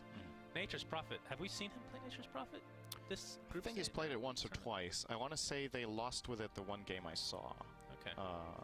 But I'm not completely sure. You thought it was going to be a dual lane bottom, but for now at least, Misery is going to be mid, along with Fata. I'm going to be forcing out air on the Troll Warlord. Wow, that's a pretty incredible stat, actually. I thought dual lane, off lane Lich was way more successful, but it's got a 60% win rate, or 58 by dual laning mid, and 24% win rate dual lane off lane. That's really low. That is interesting. So, well, so far so good for Cloud9 then. They're dual laning mid, so that's a start. No, No Tail taking some harassment at top. Misery's going to continue the pressure with the Frost Blast onto air in mid. The question is he ever going to get support himself? I'm wondering if the lanes are going to stay static the way they are now. Top lane looks like, what is that? Oh, Bear, they're gonna actually go for this. Misery. It's gonna take 2, maybe 3. Actually, 2 might be enough. Gonna get the courier. Unfortunately, there's nothing on it, but still, 3 minutes on the deck for that courier. And Troll, he's stuck with the 5 tangos. Make that 4 for the next few minutes. Yeah, I think the timing, playing against this dual lane mid is probably going to be that he has his bottle around the time when it respawns in 3 minutes. He should not be getting that many CS playing against Beastmaster Lich. Still doing a decent job getting 4 so far, as Axe is just way ahead of everyone. He hasn't missed he's missed 1 creep so far. I think he's going to go in on Envy, who used his spin. Boy. This is bad news for Cloud9 in the beginning. 7 is here. He's going to sprout his teammate in there as well. Juggernaut, one more right click takes him down. This first blood going the way of HGT. They do get the trade, C9 does. The Axe for the Jug, but of course the experience goes Axe's way. Healing Ward. Is he trying to block with it? I don't know. You can't do that, right? You can't do that. I think it maybe has a collision size of 0. It gives vision, though, right? So. Oh, they were in the middle of the lane at daytime. Well, he might have wrapped around to the side shot. That's true, I guess. Generally, you prioritize healing your teammates over running and healing ward next to the enemies, though. But, you know. Oh, but they weren't. Yeah, but there was no aggression being had. Yeah, it's true. HGT. So that was a 1 for 2. Gets 2 in the end. This is one of Bone7's specialties when he's playing Nature's Prophet. He loves TPing to help out other lanes in the early game. And as a result, we're probably going to swap the lanes for a bit for Cloud9. They now have a safe lane Prophet with phase boots and level 4 minute 2. That's pretty extremely good. So Bone7 gets off to a good start, as you talked about. Important for Cloud9 to get him a good game. And they're going to move the Juggernaut to bottom, though, which I'm a little bit more concerned for them about, playing him against a Bristle who has a very big head start in farm. Well, Kakan pretty harsh. Smoked up right now. They're going to find No Tail. This is going to be a big sandwich to eat. It's going to be delicious. And here we go. Arcane Bolt, concussive shot, Berserker's Rage. Oh, what? He got denied. He died to that one skeleton. Which one was it? There was one skeleton from the troll. The troll skeleton? The Dark Troll Summoner. One skeleton killed him. Oh my god. That is such bad luck. That does like 8 damage, I want to say. They hit a little harder than that, because I think their damage type is not piercing, it's normal, but... Oh god, that's like... I think that is the most unfortunate neutral kill I have ever seen, even more than the classic Satyrs just throwing out random shockwaves. Are pretty common these days, yeah. That was just ridiculous. And I think Axe was extremely close to calling the creep as well with his Berserker's Call, but didn't get the aggro on it, and then No Tail. And I have never seen that before. That was funny. Well, No Tail's gonna come back with a fresh life. Frost Blast applied from Misery and a pretty hob, but no more aggression will come for C9. Icy in company. Just gonna take out these treants for now. Doesn't look like any action will happen top for the time being. Bottom lane, we can talk about the CS, I guess. Juggernaut 13-2 versus back 24-6. Of course, he wasn't here at the beginning. Was Eternal Envy. But the nice thing is this healing ward is going to be quite helpful. There's no way the SMB is going to catch him and get that. At least not at this stage of the game. Yeah, he's going to wait until the healing ward expires, and then he'll put on some pressure. Eternal Envy has 4 tangos, so he can force Envy to dig through those fairly quickly. Burn through those, rather. There's a couple of sprays here. Envy can't afford to get stacked up too hard. He doesn't even have a magic stick either, which is kind of a problem. Are you surprised by the mid-CS? Beastmaster fought the 22-7 versus Troll 14-3 at the current moment. Of course, Lich did start out actually back in mid again. This is, if anything, the one getting more than he should is Troll, I think. He could lose the lane a little harder, but he's still fairly good at farming with Wordling Axes, of course. I think this is actually what is, all in all, what is to be expected of this laning. But HGT, they're getting a lot more out of the 2 other lanes, so I don't think this trade-off for Cloud9 is necessarily that good. They are leading on golden experience, though, mainly attributed to Bone7's early game here. He is very rich, sitting at the highest net worth in the game. And another thing about Cloud9 is that they've secured both their supports boots, which is also very important. You often see Liches struggle to get gold because they sacrifice themselves a lot and sacrifice the creeps in the lane. Misery has what he needs for now. CSMJ was scouting a bit at bottom lane's top lane. In the meantime, Axe and company want to get aggressive. Here comes the Impale though on Kaka. TP support is on the way. Big Daddy No Tail gets silenced. Fateful not going to be enough to take him out. In fact, the right clicks will take down Kaka in the end. And Big Daddy No Tail, he gets Berserker Call through the Sprout. It's going to be a 1-for-1 trade for now. As Pretty Ha goes down to the right clicks. And this is a disastrous laning stage now for HGT at this top lane. They lose all 3, and all they get is the poor Lion. Played by No Tail. They cannot go for dives like this. They're They're playing a lane with Axe against triple range, and they're diving the tower when Prophet has Phase Boots and Sprout, and the Lich easily TPs in there. So, great response for Cloud9. HT, they just need to be more patient, I think. Wait until Axe gets his blink, which he wasn't far away from, but now that they're forcing the issue so much, it gets delayed quite a bit. And Eternal Envy has also reached level 6 in that off lane. He's going to leave it, heading into ward mid. He has the Hawk on his side, spotting out air. And he has Omni Slash ready to go. He's going to wait. And they know he's there. Gets pinged out by Skywrath. CSMJ is like, okay, I had an opponent down here for 4 minutes in a row. He's gone. So, what he might not expect is that he actually comes back with some friends. Call them friends, I suppose. And No-Tail's going to probably start out with a Hex into Impale. There's TP support. They're going to back up, though. Telekinesis finds No-Tail, brings him back. Silence from Ancient Ceiling. Skywrath Mage. One more right-click will finish him off, and down he goes. It's going to be a 1-4 trade, though. Bristleback did die in the end, as Cinderin is laughing maniacally in the background. Why? I'm getting this image in my head of what an Ancient Ceiling looks like. Ancient Ceiling Skywrath Mage. It's like an Ancient Ceiling. Yeah, Ancient Ceiling. I thought you were laughing at something happening in the game. I thought I missed something. No. You're just laughing at me talking. Thank you. Ancient Ceiling. That's amazing. I love that. Oh, here's the roar. Into a Chain Frost. Very nice Troll is kill. extremely dead. Great setup. Only one creep in the neighborhood. Makes for very easy Chain Frost. It's like saying a roaring Beastmaster. I know what you were saying. Chain Frosting Lich. You don't need to explain it. Ancient Ceiling. It just sounds so good. It's an Ancient Ceiling. It takes me back to the Roman Empire. Okay, so 8 and 4 for Cloud9. They're ahead by 3,000 gold and 2,500 XP. Getting a couple of very good fights. I think that bottom fight could have maybe gone even better.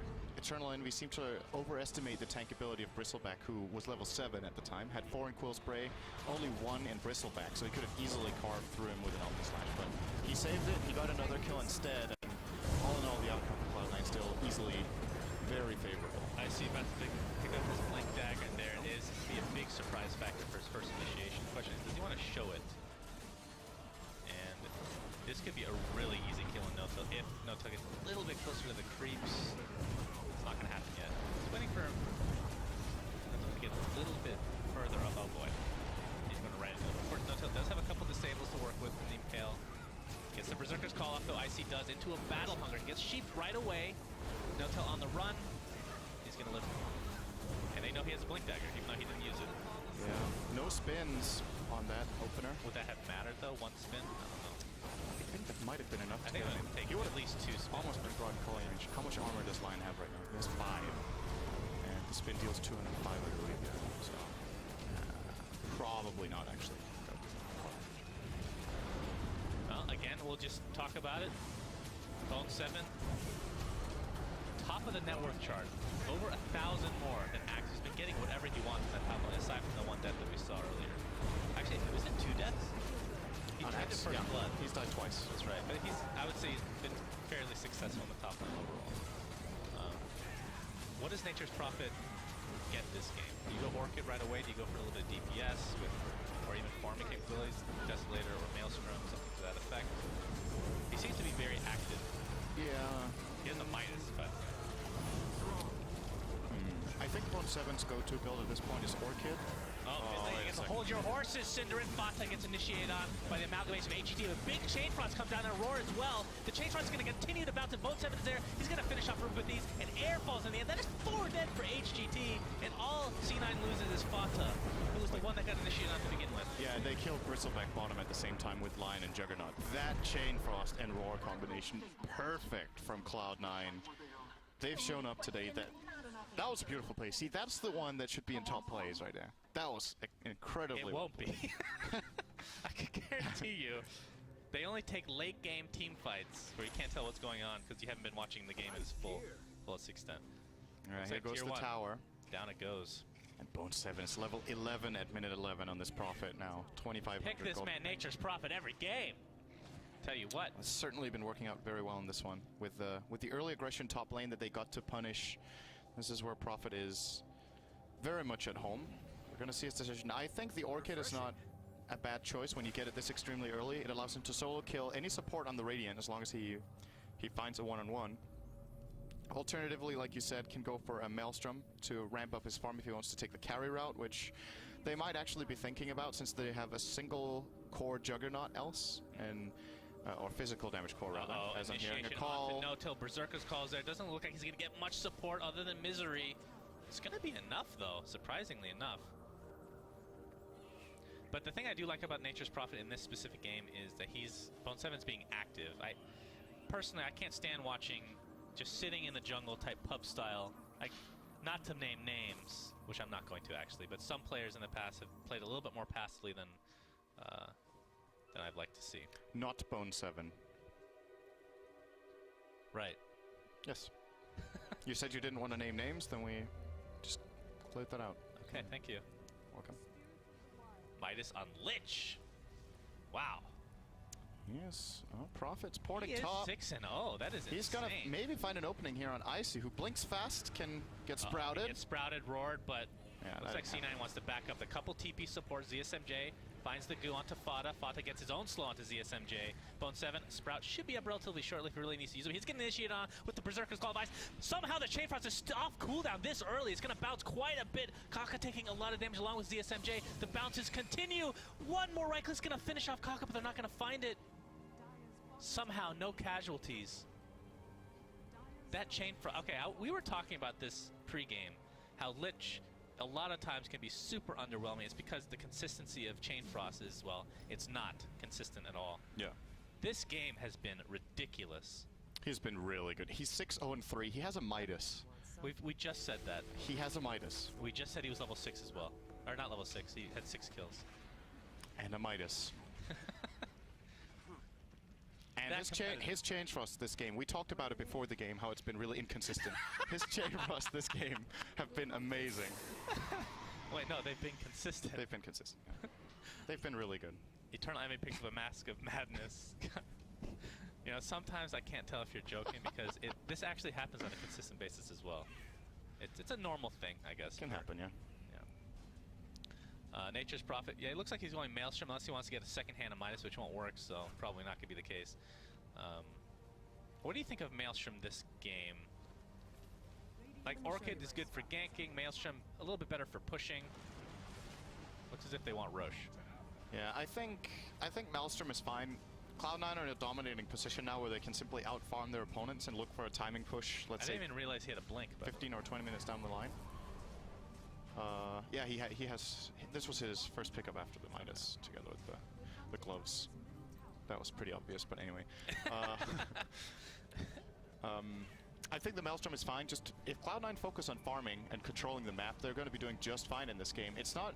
HGT, sure, they've got good late game with Bristle and Troll, but it's not outrageous as long as they don't get extreme farm. And, well, they're playing against a lineup that has double Midas and a Maelstrom coming up for the Prophet. Like, you're never going to out-farm this team. It's just impossible with their draft. Uh-oh, no tail.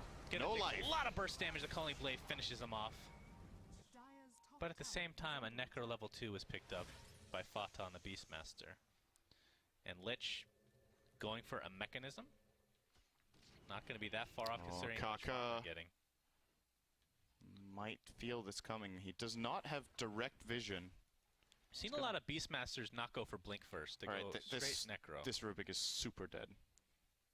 And the Roar. Just kidding. Soon to come, I'm sure. Not going yet. Here he goes. Yeah. Fata Roar. Oh, doesn't have vision. Whoa. The Hawk not giving vision that far. A little bit of a mistake there. What's he steal here? He gets a boar. Man, that boar. It's actually going to keep Fata at bay for now. Now he knows how annoying that freaking minion is. But there is support on the way for HGT. In all likelihood, C9 will have to fall back.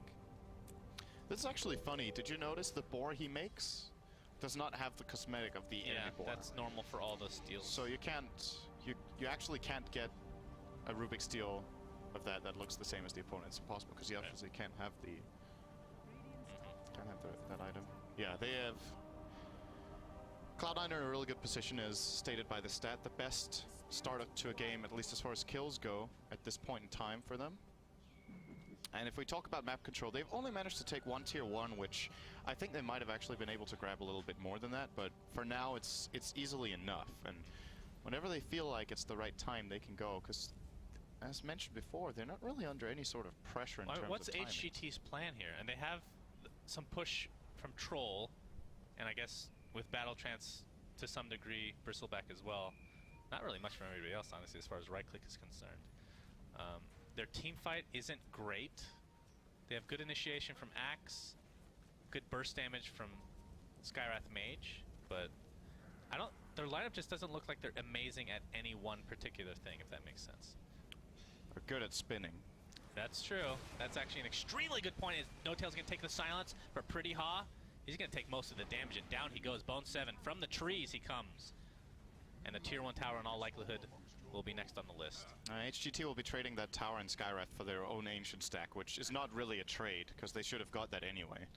So ultimately end up losing even more on the map. This tower, I've talked about it at length, not in this game, but in general, this tournament, how important it is to get the safe lane tower of the opponent to get access to the jungle and exert your dominance on the map. And Cloud9 now with mid and bottom tower claimed will probably start branching out and will now have control of 60 to 70% of the map instead of 50. This is probably the first time that I've seen an early Roche from C9 where the Aegis does not end up in Envy's inventory. Does he just not trust Bone 7 that much? It's like, you've been feeding all tournament.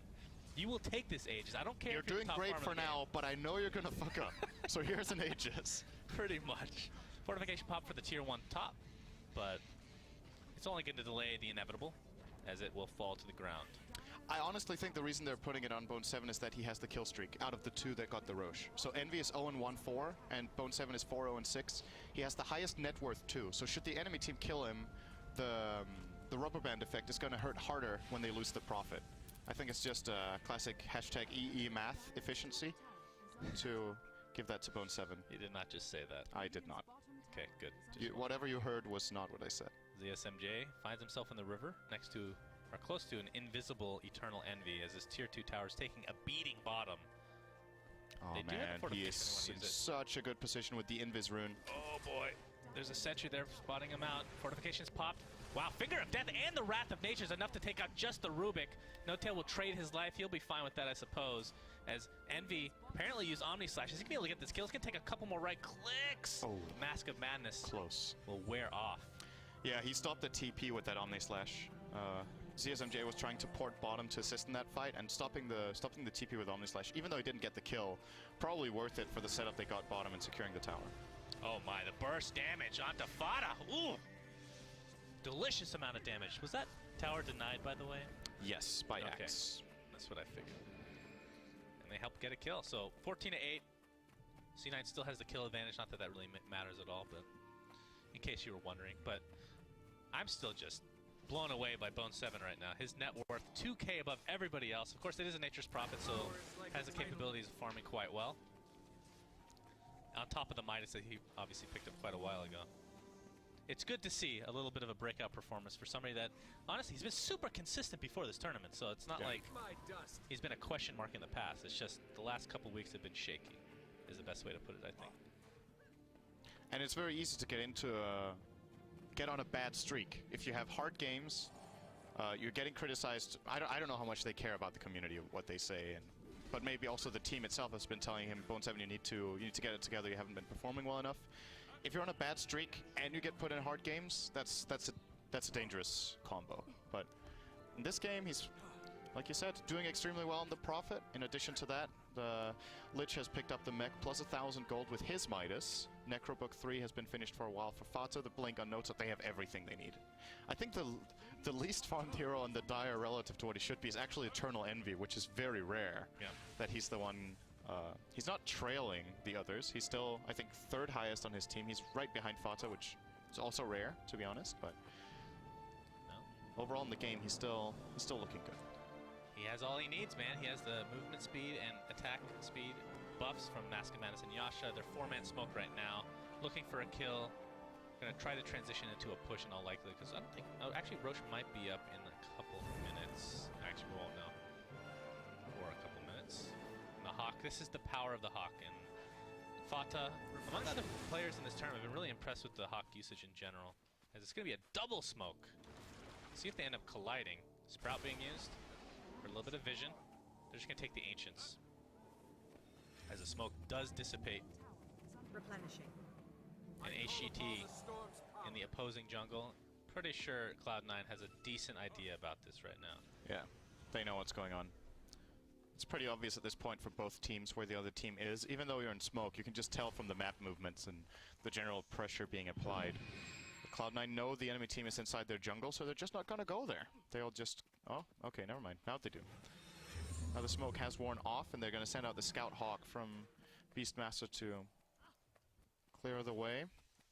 Mjolnir was finished by Bone7. Who does he put the static charge on? Or whatever it's called. The Hawk. For style points. That's pretty legit, actually. Should get more flying vision from that. It's like a flashlight you're flying around. Honestly, and it's going to sound ridiculous, the boar might not be the worst target. The AoE on that thing is insane, and they have to kind of have to kill the boar to some How much degree. attack speed does that have? What, the boar? No, that doesn't matter. What am I talking about? Why are you baiting me into saying dumb things? Well, the boar itself doesn't get Maelstrom. That's the thing to remember with that. It's very important. Yes. It's just the shield. I think, honestly, if he puts the shield on the board, they're just going to nuke it with a spell or two. That's right? true. I mean, they don't have to attack I just want style points. Oh boy, Finger of Death onto air, along with the Chain Frost, and the bounce is going to continue. It's only going to bounce once, though. They do get the easy kill on Troll. 50 seconds on the silence. ZSMJ takes the roar to the back of the head. Here comes the counter initiation from Icy with the BKB pop. Fata taking a lot of damage from the Mystic Flare. It's not enough to find the kill, however. Pretty Haw stuck in the wrong place. Only a couple attacks from Bone7 are going to be enough. And now Icy completely mana drain with the Necro Book, along with the mana drain from Lion. That's 3 dead in the form of C9's aggression. And a tier 2 not looking too hot. Yeah, very easy for them. They might even get Kaka here. TP from Bone7. He's totally out of position. He is all over the map, for it. Bone7. And there we go. Envy grabs his first kill of the game. I think you'd still just put the Mjolnir on whoever Axe calls. I think that's what you wait for, because he is going to be the selected target, right? ZSMJ getting mana drain so hardcore, and he's just going to get beat down. This is a full team wipe. C9 didn't lose anybody. Nobody's even hurt at the moment. It's going to be at least a tier 3 tower, if not more. That's easily the Rax. I don't think they can get any... Oh, okay. A little bit of a miss on the Impale from Big Daddy. But yeah, there is no way they do not get this barracks now, I think. Or maybe they do pull back, because they might not be sure whether Bristleback has buyback, which he doesn't.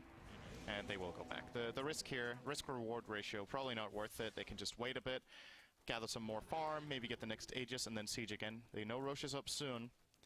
In 1 minute and 15 How to soon be is the question? exact. Yes. Now, the question is, do they feel... Let's say Roche would be, like, when he spawns, will they feel comfortable taking him without getting a pick-off first? Are they at that kind of an advantage right now? I think so. If they just keep the Hawks in a good position in the Radiant jungle, they should be able to determine whether HGT are smoked. And if HGT are smoked, they don't go. And they wait, and the moment they gather any sort of intel, they go. The only way they can really lose this is if they try to go Roche with 5 heroes missing and do not show any respect to the HGT lineup, which can be dangerous. I mean, if you do get called in the Roche pit by this lineup and Bristleback gets to run in together with Troll, you could get team wiped, but Cloud9 are too experienced to make a mistake like that, I would say. Envy finishes his Manta. Bristleback went BKB first. I don't know if I've ever seen that. First item, BKB. What do you think about that? I think honestly he has to. The Lion is causing him a lot of trouble. So is the Lich. Both the supports and the Dire are so extremely farmed that they have very high levels on their spells. The Mjolnir damage from Nature's Prophet, he can negate that as well. Not only the Chain Lightning, but also the Static Charge. And the Necro Book from Beastmaster, he doesn't get all his mana burnt. There's so much value in that item now that I completely agree with it. But yeah. So let's see. The way the next fight is probably going to break out is that HGT will try to initiate with Axe. They will call a target who, if Bone7 is in the neighborhood, he will put Mjolnir on. That will most likely result in 1 or 2, maybe 3 static charges unless they burst him down very well. And then HGT, depending on their BKB timings and whether they are popped or not, Troll, by the way, not having one is a big problem right now for their fighting potential. They can probably only get 1 kill like that. After that, they need to get the hell out of there, but running from a Prophet with Blink is an absolute nightmare. And even, I guess even the Beastmaster will be looking to get something as well. What's playing out for him? Another Blink. He has that now. So the chasing potential of Cloud9 is incredible. And you see now, they have vision in the top lane because of the Boar. Free Roche. Indeed. Free Roche. The question is, who takes it this time? Will Envy give away 2 Aegises in a row? Will this be a record? We'll soon find out. He's close enough. Oh! There we go. Still doesn't trust Bone7. Still has a kill streak. He's 7-0 at the moment. Still doesn't trust Bone 7. Oh, you're 7-0-9. Well, that's pretty good. But you're still gonna die soon. So here's an better safe than sorry as they transition their way to the bottom lane. And I mean, do they need to wait for any more core items? They could just probably really go. don't think so. But I think for Cloud9, the mental aspect of sieging the base, they've had some bad experiences. And I think they've had that experience could result in one of two things. Either they feel like, for example, in the game against Big God, they hesitated too much and it took too long, or they felt like they overextended and they'll play even more carefully. And it looks like careful is the plan right now, as Air is showing top. Mass pings coming out from Lion. We're going to see an attempt from Fatsa to gank him here with Bones, with No Tail. Oh, Bone 7! There's the sheep from No Tail. TP completely canceled. Air actually pops the battle trance. No, actually he didn't, sorry. Either way, really easy kill once the TP was canceled. Very nice. And now tier 1 tower. It's going to be backdoored by Envy. And Bone 7 is almost got his Hex now as well. Still staying. Look at his net worth. Oh my goodness. 17,000. He's now going to port mid for IC. Give the man some more money. 8-0-10. Man. Bone 7's back. Let's hope this isn't a one-time thing. Yeah, careful you don't jinx it just like the Navi's back.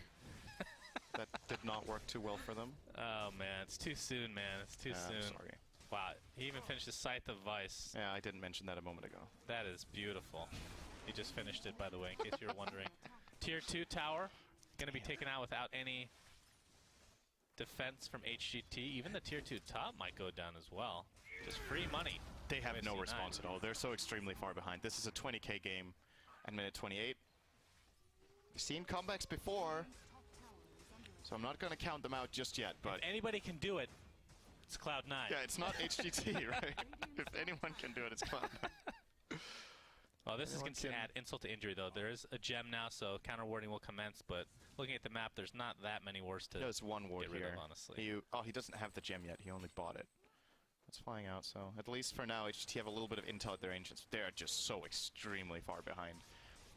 Prophet right now will be able to solo the Troll, for example, in a one-on-one. That's how far ahead he is. He has Mjolnir and Hex, and will very easily make quick work of any single hero on HGT.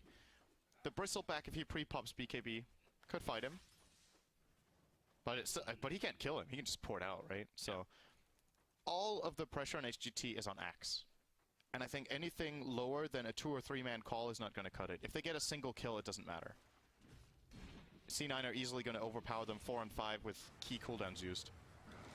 Oh, here comes a Berserker's call onto Bone 7. He's going to take a lot of damage. Remember, he does have the Aegis. He might fall, but not before he does a ridiculous amount of damage. 4 dead in the blink of an eye. Aegis not even used. GGs are called. This is game 1, of course. It is a best of 3 for Cloud9 fans. Looking pretty good. Get boned. I like that. Get boned. That's exactly what happened, actually, in more ways than one. Bone 7 looking very impressive in this game. Got off to a really good start.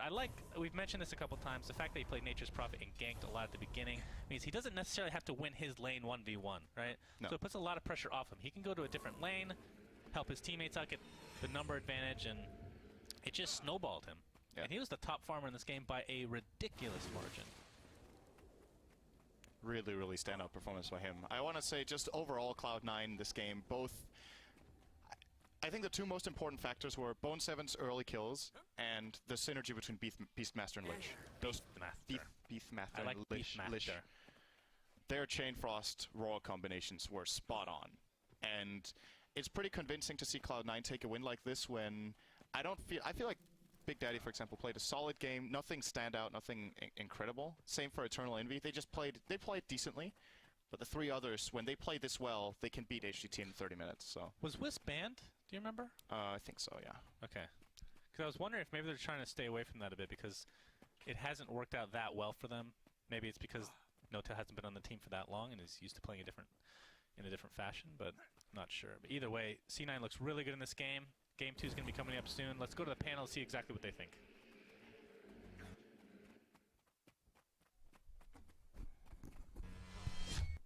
There you have it. And I only want to say, in your face, Chinese comic guy, what joke are you going to make about Bone 7 this time? He was pretty impressive on the Nature's Prophet. Well, he made the Bone 7 joke, but it was Bone 7 and Bone in that game. Absolutely. So what went wrong for HGT this game, Winter? Like during the draft, I was Gods actually proposed that what if HGT went on the aggressive tri lane and tried to punish the C9 2-1-2 lanes, and they did that. But I was worried that the +1 would actually be a problem, and it was a problem indeed during the stage where they were moving around. Bone 7 got so many major pickoffs, and he was an impact in the game by a lot of ways. He had a 7-minute phase boots plus Midas. He out CS the Bristleback 1v1 in the lane. He was a leading net worth hero in the majority of the game.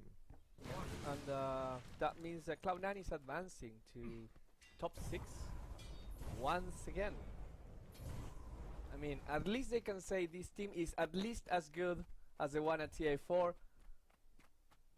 Gods, you're shaking your head. It's a BO3. It's a BO3, that's fine. They're not advancing. I'm jumping ahead of myself. I'm so used to seeing them play lower bracket matches and having to survive best of ones. At first I'm just like shaking my head like, is Bruno going through? Is this one of his wonderful schemes which is leading somewhere? Is there a punchline? I'm like, I don't think there is. It is I want to say, day 9 or 10 of this tournament. 16 hours day, the brain stops working. Yeah. The guacamole is great though, so you should try it. It wasn't too much of the Dave's Insanity sauce? No. I got a piece that had a little bit, and I almost died, but it's like 1 out of 10. It's a gamble for you that you love spicy food. I like the green curry. Fair enough. That was very sweet though, it wasn't spicy. Yeah, anyways, Dota people, come on. Seriously. C9 actually doesn't win, but halfway there. Halfway there. They need to win one more. They're looking good. HGT, they might need some changes. We're going to discuss that in a bit, but we have to go to a super quick break because we need to delay the stream. And to delay the stream, we have to remove the delay from the stream. That's good news for you. We need to remove the delay from the stream, so that means that we'll have to cut the stream off, and we will be back. It's going to be about 2 minutes offline. Don't picnic. Don't go anywhere. When we get back, we'll have Game 2 of Cloud9 versus HGT and a little bit more of the analysis. So don't go anywhere. We'll be right back.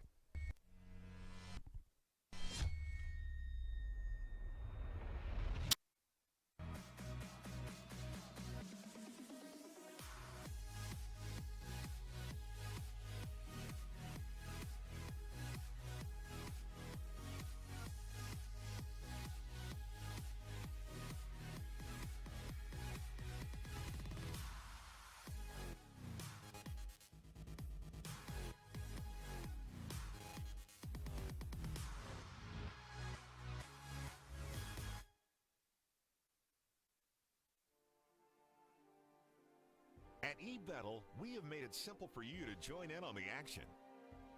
You can bet real money on your favorite teams and the biggest tournaments in eSport. It's so easy that everyone can do it, but remember, you have to be at least 18. Combine your winning betting slip and make the victories even more glorious.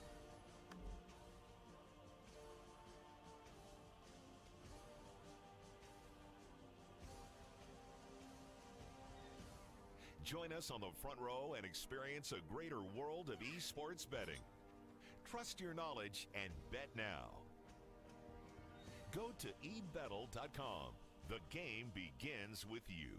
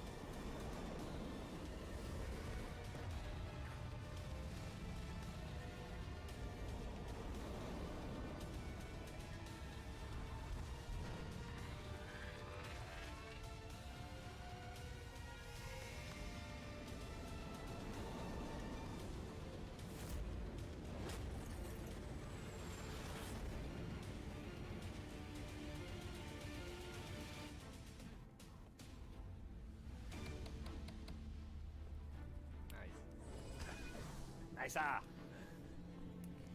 Nice.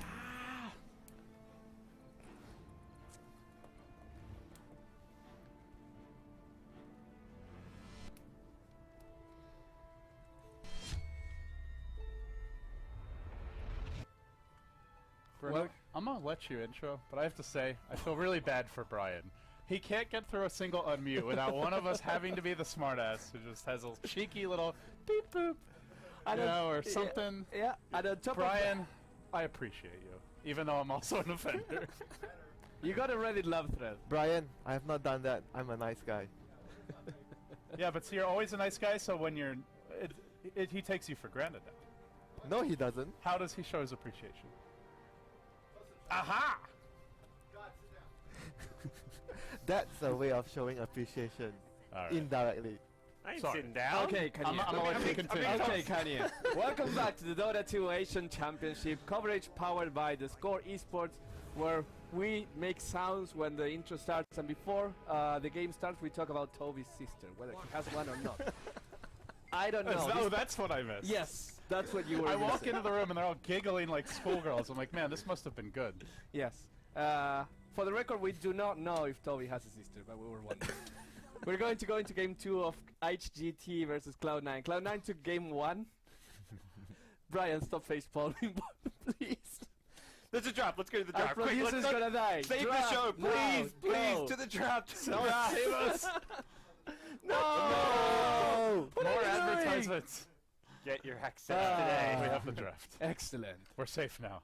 Bench Axe. That's something that we saw a lot of the group stage. Doesn't it feel like the group stage was like 2 weeks ago? It was like not even an entirely different meta game, but we saw different combinations of picks and different things doing well. It seems like some series the Spin Lords are totally ignored. Like you look at the Secret Vici series, they were not nearly as high a priority, but man, Cloud9 loves their first pick Juggernaut. They have first pick this year every game in the main event. When is someone going to ban it or take it away from them? EE. He has the anime character of the I hero. know, it's a very anime character. Yeah. It's working. Absolutely. So why change? Why isn't broken? They're gonna ban the Troll Warlord and the immediate Beastmaster ban. It's like the teams are saying, we don't want to play what we played last game. We're gonna do something different, you know? No repeats. Someone said once about an idea where you play a best of 3, but you cannot pick any hero that was already picked in a match before that. How about you play a best of 3, 2 games of the same, like you reverse the matchup. Oh, you swap. You But swap. then what do you do for game 3? Oh, everyone plays Shadowfin. Easy. 5v5 shot. 5v5 Shadowfin. Refreshing. Oh man. Go with that. You can jungle Shadowfin. But yeah, we're gonna see those bans. Not much to talk about Vengeful Fleet Axe. We've seen this combination a lot. Actually, Brian, if you still love us, we've seen a lot of Vengeful Axe. Can you tell me how many times have we seen it this tournament and whether it worked or not? He's giving you the... I know, but I know deep inside he has a heart of gold. Man, it's GT. Up against it now. That first game was just brutal to watch. You think emotionally that they're not too flustered, Winter? Do you think they can collect themselves here? They've got a veteran player in ZSMJ. ZSMJ. Even Air. who's been around for a ZSMJ while. had to carry them on their back, and he had Bristol back that game, but he couldn't do it. Yeah, his back was too bristly. Nobody could hop on board. They got poked by the spines, you know? They wasn't comfy. I think they might have overlooked Bone 7. Like that was the kind of the talk of the tournament. Bone 7 not doing well. This guy, he's underperforming. Worry about Fada, worry about Eternal Envy, but Bone 7 doesn't matter. And he got a lot this game. He was overlooked. Well, the crazy thing is, like, you look at TI4, Bone 7 carried that team. He had so many amazing games at that tournament. Yeah. Brian says, I have the stat and it's good, so I'm saving it for myself for the game. But I actually saw it in that monitor, and Axe and Bench has played 13 games, and it's 9-4. You Get can't wrecked. outplay me, Statsman. I invented the position. Oh my god. You are but my child. You need one of those privacy screens, Brian. He's used up one of his tactics now. So you have more games to try and outsmart him. You could do it, Brian. Oh, it's going to be Air Air Brewmaster! Finally. He muted me, help! There's always the trump card. Yes. Or he can put you on camera when you're in a compromising position. That's the other option. Don't get compromised. So Air Brewmaster, we have not seen this hero at all in DAC. Like once, a handful of times, but it's not popular. Used to be first pick stage. Look at Secret back when they were dominating before they roster swapped, and a lot of other teams were running it. EG was running it. All the Western teams really. Quite a few of the Eastern too. He's very weak against the physical damage outputs, which are the flavor of the tournament, but he's very good at sniping that pesky healing ward, I have to say. Yeah. And that's the thing, like, the games where I was seeing the Brewmaster in the group stage, it was like, again, Shadow Fiend, Venge, Lycan. It was not good. This game right now, Cloud9, I mean, they've got the MB Jug, that's one hero, but as mentioned, I think the Brew's actually not bad against the Jug. They are picking Lich into the Brew, which is, again, you help yourself against Split, but at the same time, he's not a support, which can shut down the Brewmaster. Brewmaster excels in this sort of situation where there's not much to deal with him. He can safely get his ultimate off, apart from when the Lion hacks him. They have the Lion, but yeah, it feels like they're gonna need some other core that can either avoid the fights or shut down the Brew before he gets off the split. Yeah, I think Brew could actually build into the Axe Scepter this game, which potentially could be something that work very well, whereas we usually see the Brew standard build, which has moved towards the more aura-orientated builds, the Vlads, the BKB, the AC, and the Abyssal Blade. But the Axe Scepter is something very situational, and I feel this game could be something that works. Don't you think that if Brew goes for the Axe Scepter build, and Axe being Axe, they might be in a little bit of trouble if it gets super late game? It depends on how the game flows. If you have a lead, it's always a good option to just build into the Axe and dominate the fights. But if the game is going 50-50, the Aura build will be something that you prefer more. It is safer. So they get the Skywrath, really good synergy here with the Axe, lots of pick-off potential, strong dual roaming combo. They still don't have their carry, and it looks like it might be gearing up for ZSMJ on more of that hard carry that they've been running historically. Yeah, and they like to go offensive trialing on dual lanes, so Skywrath would be a hero that would fit that scenario. Very strong in the lane, good at dealing with the Lion's weakness early on. Lion doesn't offer too much to the lanes. Skywrath could be the support that actually punishes that. So we shall see what HGT wants to do again this time round. There's no profit for Bone 7 yet, so there won't be a +1 if they do try lane. Centaur. Is this the ZSMJ Medusa game? I think it could be. They've been playing more aggressive heroes from in general, but... Because if you look at that, they have a strong frontline Axe, Brewmaster, they're going to zone everyone out. It's very good against the Jug, very good against the Leech, because you can ignore the Frost Armor. C9 are also not good at ending the game early. They have no counters. No Violence Leech, he's like Sub-Zero. Yeah, his mouth is just icicled over. But yeah, they can't end the game early, at least not with these four heroes. Yeah. They don't have proper lockdown for the Medusa really. There's no mana burn. They have the finger Omni-Slash. The only problem is that Centaur Warrunner allows you to disengage against Stonegaze pretty easily. But it's a trade of ultimates anyway. I mean, if they catch the... Yeah, well, now we're thinking Dusa. They ban that Invoker. I think Cloud9 could easily reply with the That's Dusa very obvious already, after the Invoker take up. It might have been something C9 bans anyway, but that's almost, like, too obvious, I feel. What else can they run for ZSMJ? He's been playing a ton of Ember Spirit. Occasionally I've seen him on the Brew, though. Ember Spirit, Slark he played a lot of. It's decent anti-mage. Could be a good Slark game. I feel Slark game would be dangerous because there's 2 AoE stuns. But they actually... again, Envy likes to ban out the Void. Like Cinderon was talking about it yesterday, where they actually 5th ban a Void, which doesn't... Yeah. Okay, so there we go, the Medusa. It was pretty obvious to me, like to everyone here, that the Medusa was already maybe Cloud9 won a verse. That's the other thing. Maybe Cloud9, I think their draft is actually well equipped for beating Medusa. Yeah, I mean... Envy's gonna be on the Juggernaut. So they can't really go for like an anti-mage here. They have mana drain, but there's like a billion ways to cancel it. Do you think Juggernaut might want to go for the Diffusal Blade this game? No. Yeah, but it's meh. Kind of underwhelming. Yeah.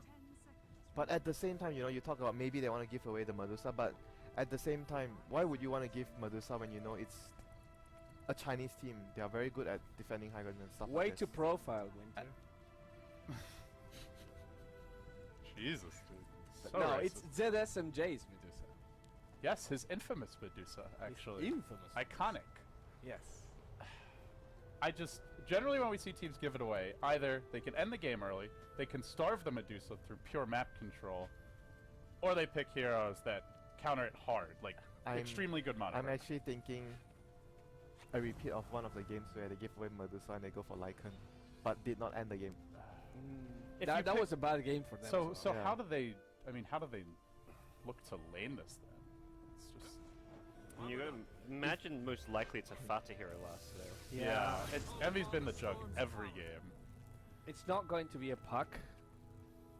It's not going to be an Invoker because it's banned. It's not going to be a Zeus We because saw it's banned. Beastmaster's banned, Zeus is And banned, yeah. Veno is not super good this situation. Okay, they're gonna give So Fata Centaur. Okay, Prophet is something that can end the game if you build into a Necrobook. Obviously, mana burn against Medusa. Thank you. So this could actually potentially be something that would work very well. And You get like a Diffuse on the Jug, Necrobook on the Prophet, or you just wreck them before the Dusa comes online. But it's gonna be tough to... There's a lot of potential though. They have Centaur with Blink. You can catch someone and push a tower. You have Necrobook, you have Healing Ward. They have the necessary tools to make it happen. So I wouldn't say that, oh, HGT have Medusa and C9 in the past have failed to push against high ground with Medusa lineups. Not just against Medusa. Okay. You know, Winter was telling me before the game started, actually during the other game, that do you know how Chinese people call the healing word?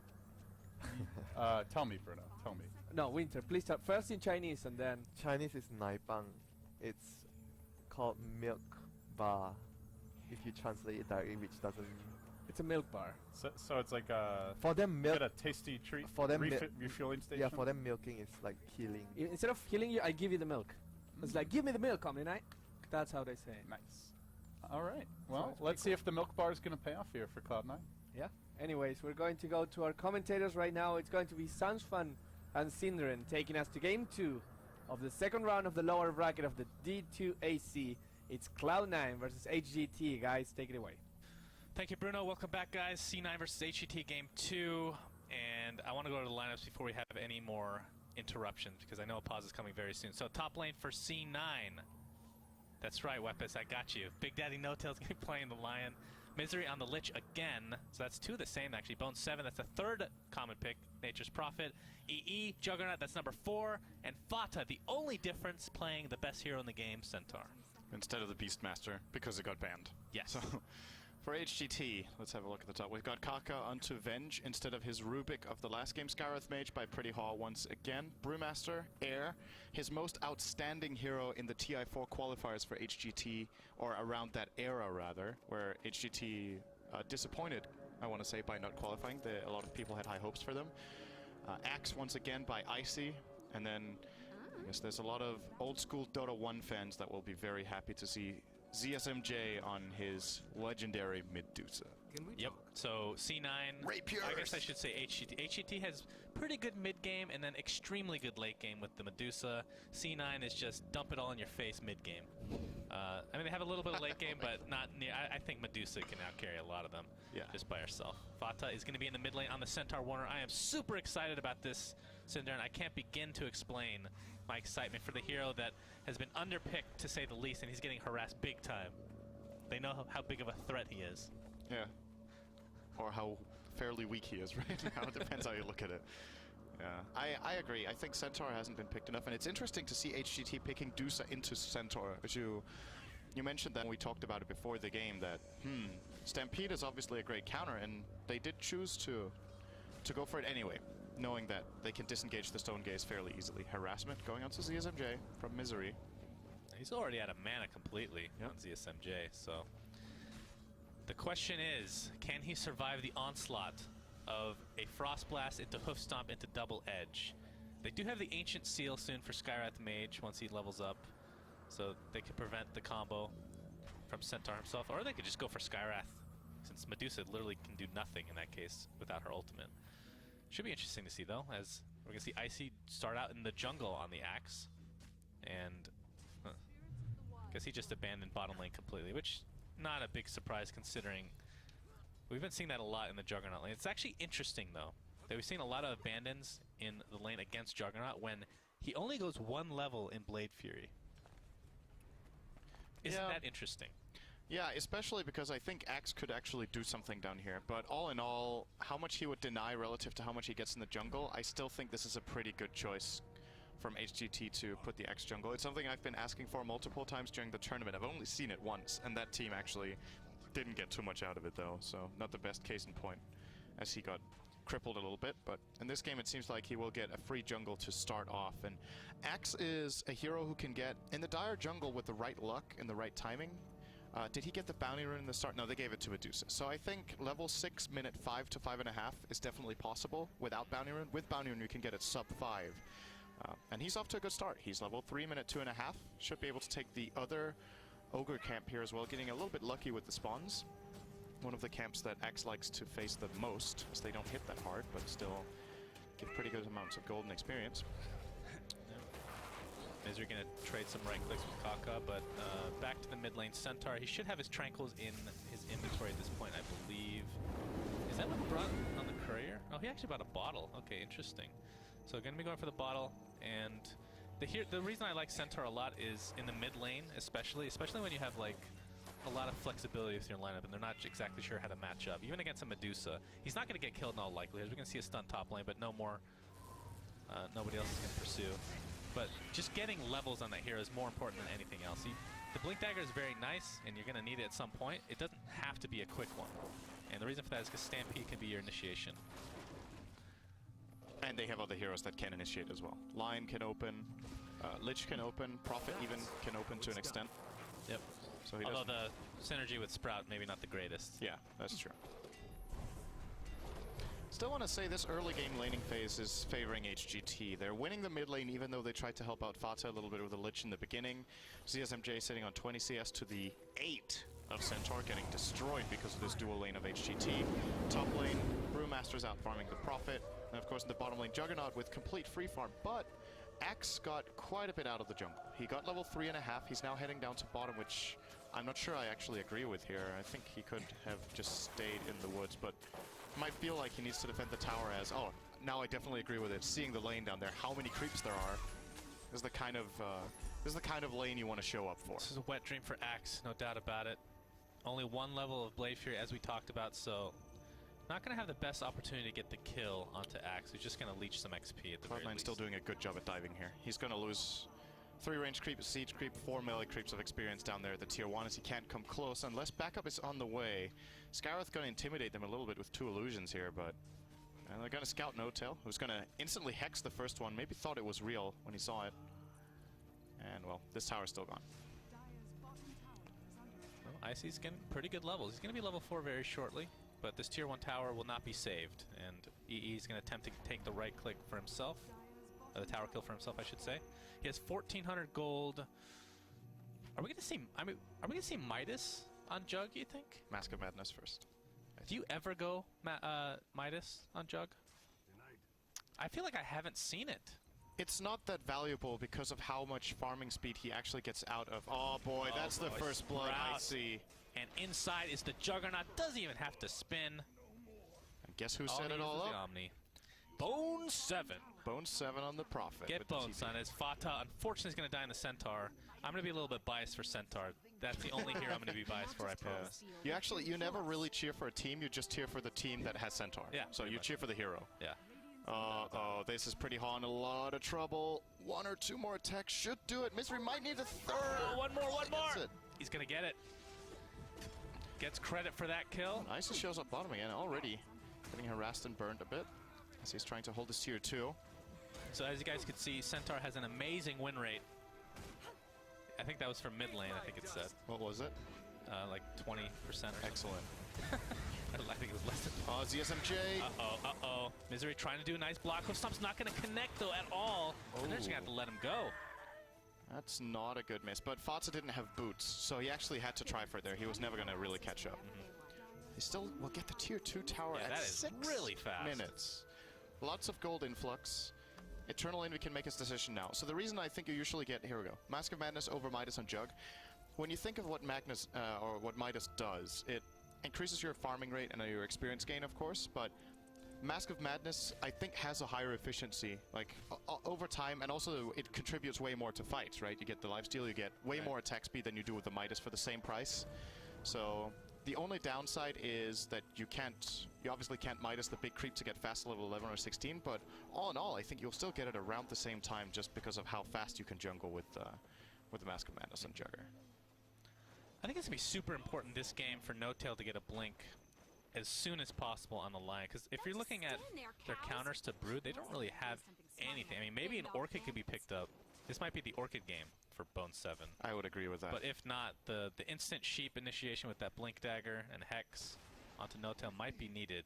But it looks as if he's going to go for the Midas again, first at least. Yep.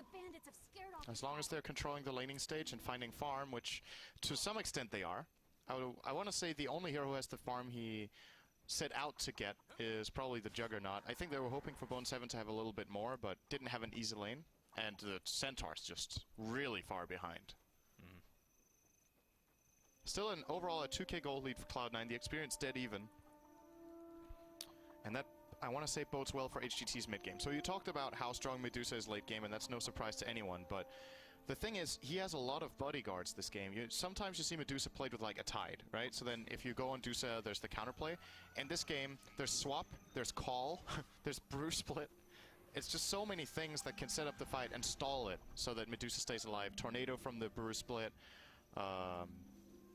Obviously the Swap is mentioned. The Silence from Skywrath even can be a key component in keeping Medusa alive. So I want to say Cloud9, they need a farm profit this game. And they're just not getting that much as I think they were hoping for. And Icy getting really good levels in the jungle. As Bone 7 is going to be forced back to base. We'll have that Midas relatively shortly. Brewmaster in all likelihood going for a fast blink unless you think otherwise. I mean,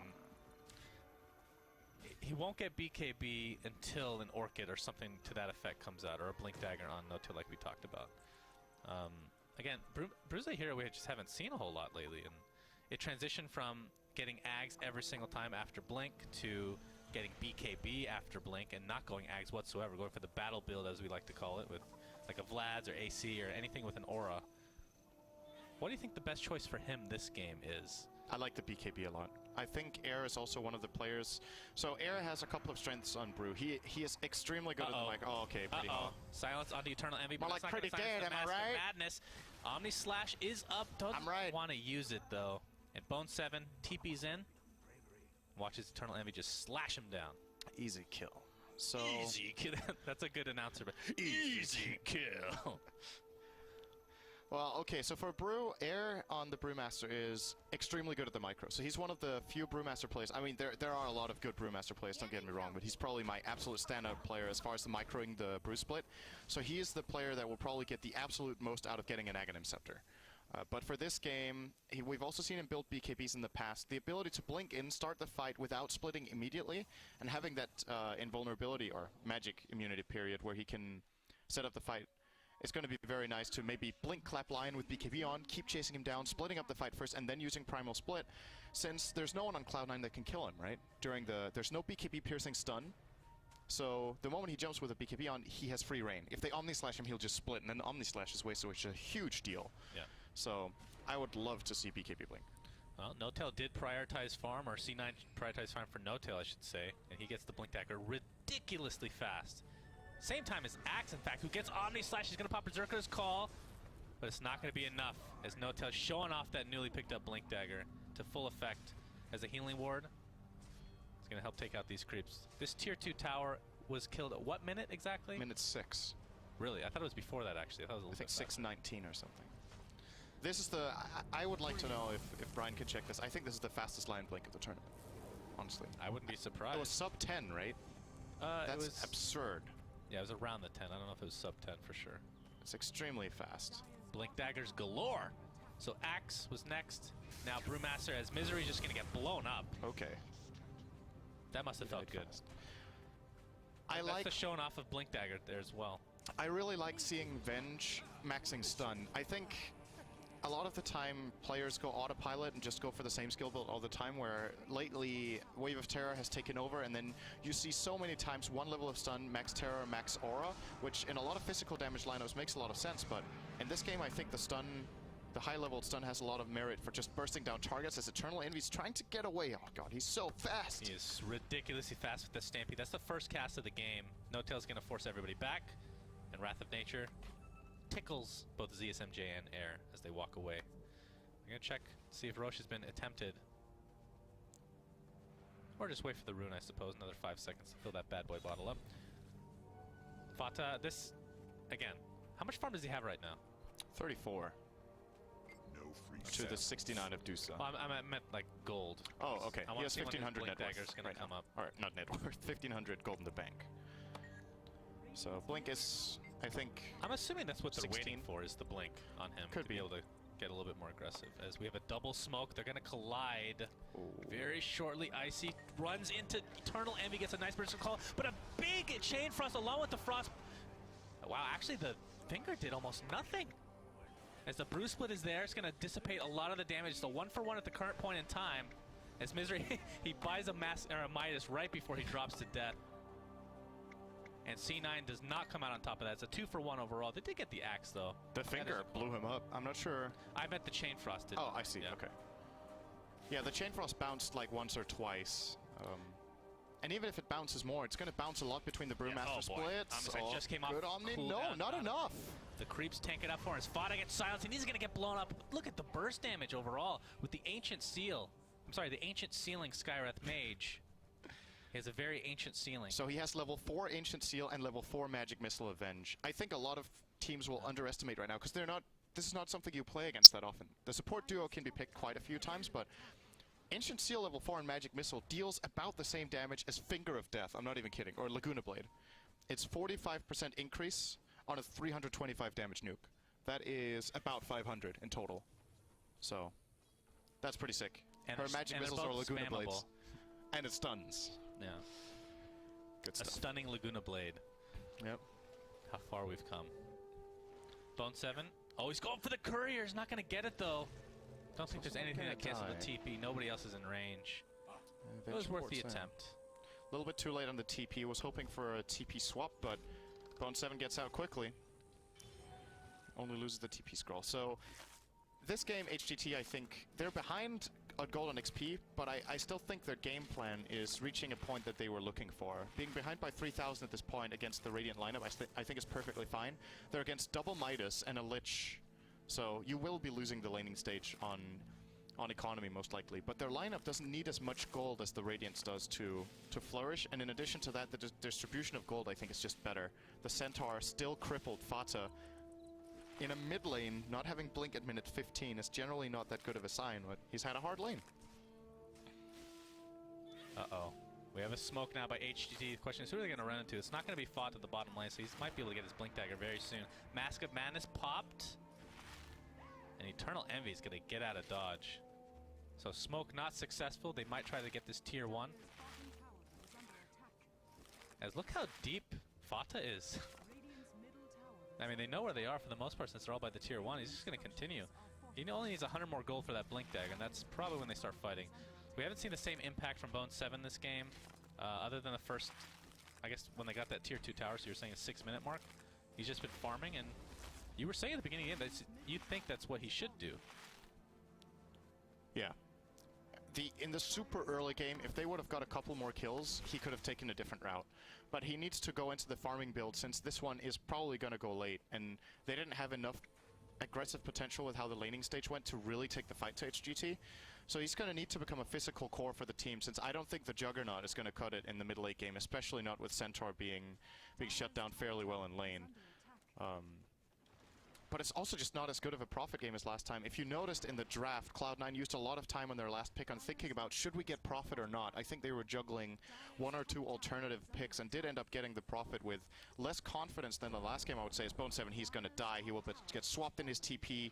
Easy kill for Kafka. Oh, but a double hook stomp at top lane, bottom lane, I should say. Is they're going to blow up Brewmaster before he can even get Primal split off. Chain Frost is going to connect the Icy. It's not going to bounce a second time. He pops Berserker's Rage. Fata looking for the initiation, but he has Battle Hunger applied to him. That's going to cancel his Blink completely. So it's a 1-for-1 on opposite sides of the map, but the tier 1 tower does go Cloud9's way. Yep, Bone 7 did get the last hit, right? Didn't get denied. Yeah, he got it before the TP came in. So, victory for Cloud9, as CSMJ is going to use the moment to put some pressure on the top lane. He has almost a triple creep wave with him, actually, with the Aquila on, but there's the TP from Centaur to stop the whole thing. Fata gonna really want to use Double Edge in a moment. Here we go. Man, Envy really likes farming the enemy Ancients, I'll tell you what. And he's gonna find the Skywrath Mage and Omni Slash him to death. Easy kill. Mega kills announcer pack. Swap is ready. Again, swap is ready. And then the stun to follow, but doesn't feel safe. He wouldn't have the mana for the stun afterwards, after using the Wave of Terror, and a lot of Radiant heroes are missing, so it's a very risky play swapping yourself across the river. Have you seen a lot of impact since they made the change to Vengeance Aura, where when you die it lowers the damage of people in the area? I think it's just one of those abilities that's difficult to see there's no direct visual feedback in the fight, right? Right. It's very easy to see if you get off a good Requiem, because there's direct visual feedback from the fight that, okay, I did something really important. But it has, of course, made a big difference. There are fights that are being won narrowly, and then Wait, it's you're because talking about the minus damage from Requiem? Oh, no, I meant the damage. But the Requiem's minus damage too, because it's more apparent that you've hit, right? It's just easier to assess in the fights. But I would say Vengeance Aura definitely plays a big role when you die and you transfer it over in the right situation. So you're saying that if there wasn't like a particle effect or animation of some sort when she dies, who is affected by it at all times, it would be easier to Well, see, that's the thing, determine. because Requiem of Souls, I don't believe there's an indicator. Okay, so how do I explain that? So Requiem, when you cast it, it's very apparent in the fight that it comes out. So you think about it, you notice it, and you play from that fight, right? When Venge dies, you're generally not like, okay, our Venge is dead, let's go, because they don't have damage. Because, first of all, you don't necessarily think about it. It's not really visible. And the effect is also smaller than that of the Requiem, I think right? it's non-existent, if I'm not mistaken. I don't think there is an effect at all. On your mark. No, I meant what it does, not what it looks like. Okay.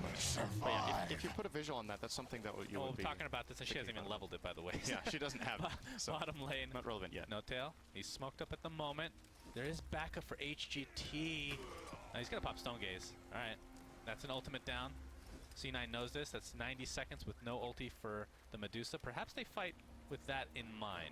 Oh, wow. ZSMJ is just pushing forward. Just threw away his ult, and they're like, we're not going to waste this entirely. We want to at least put some pressure out. Well, I think that's all the pressure they're going to get. The Manta style of Envy. Another courier snipe, and this time it's successful for Bone 7.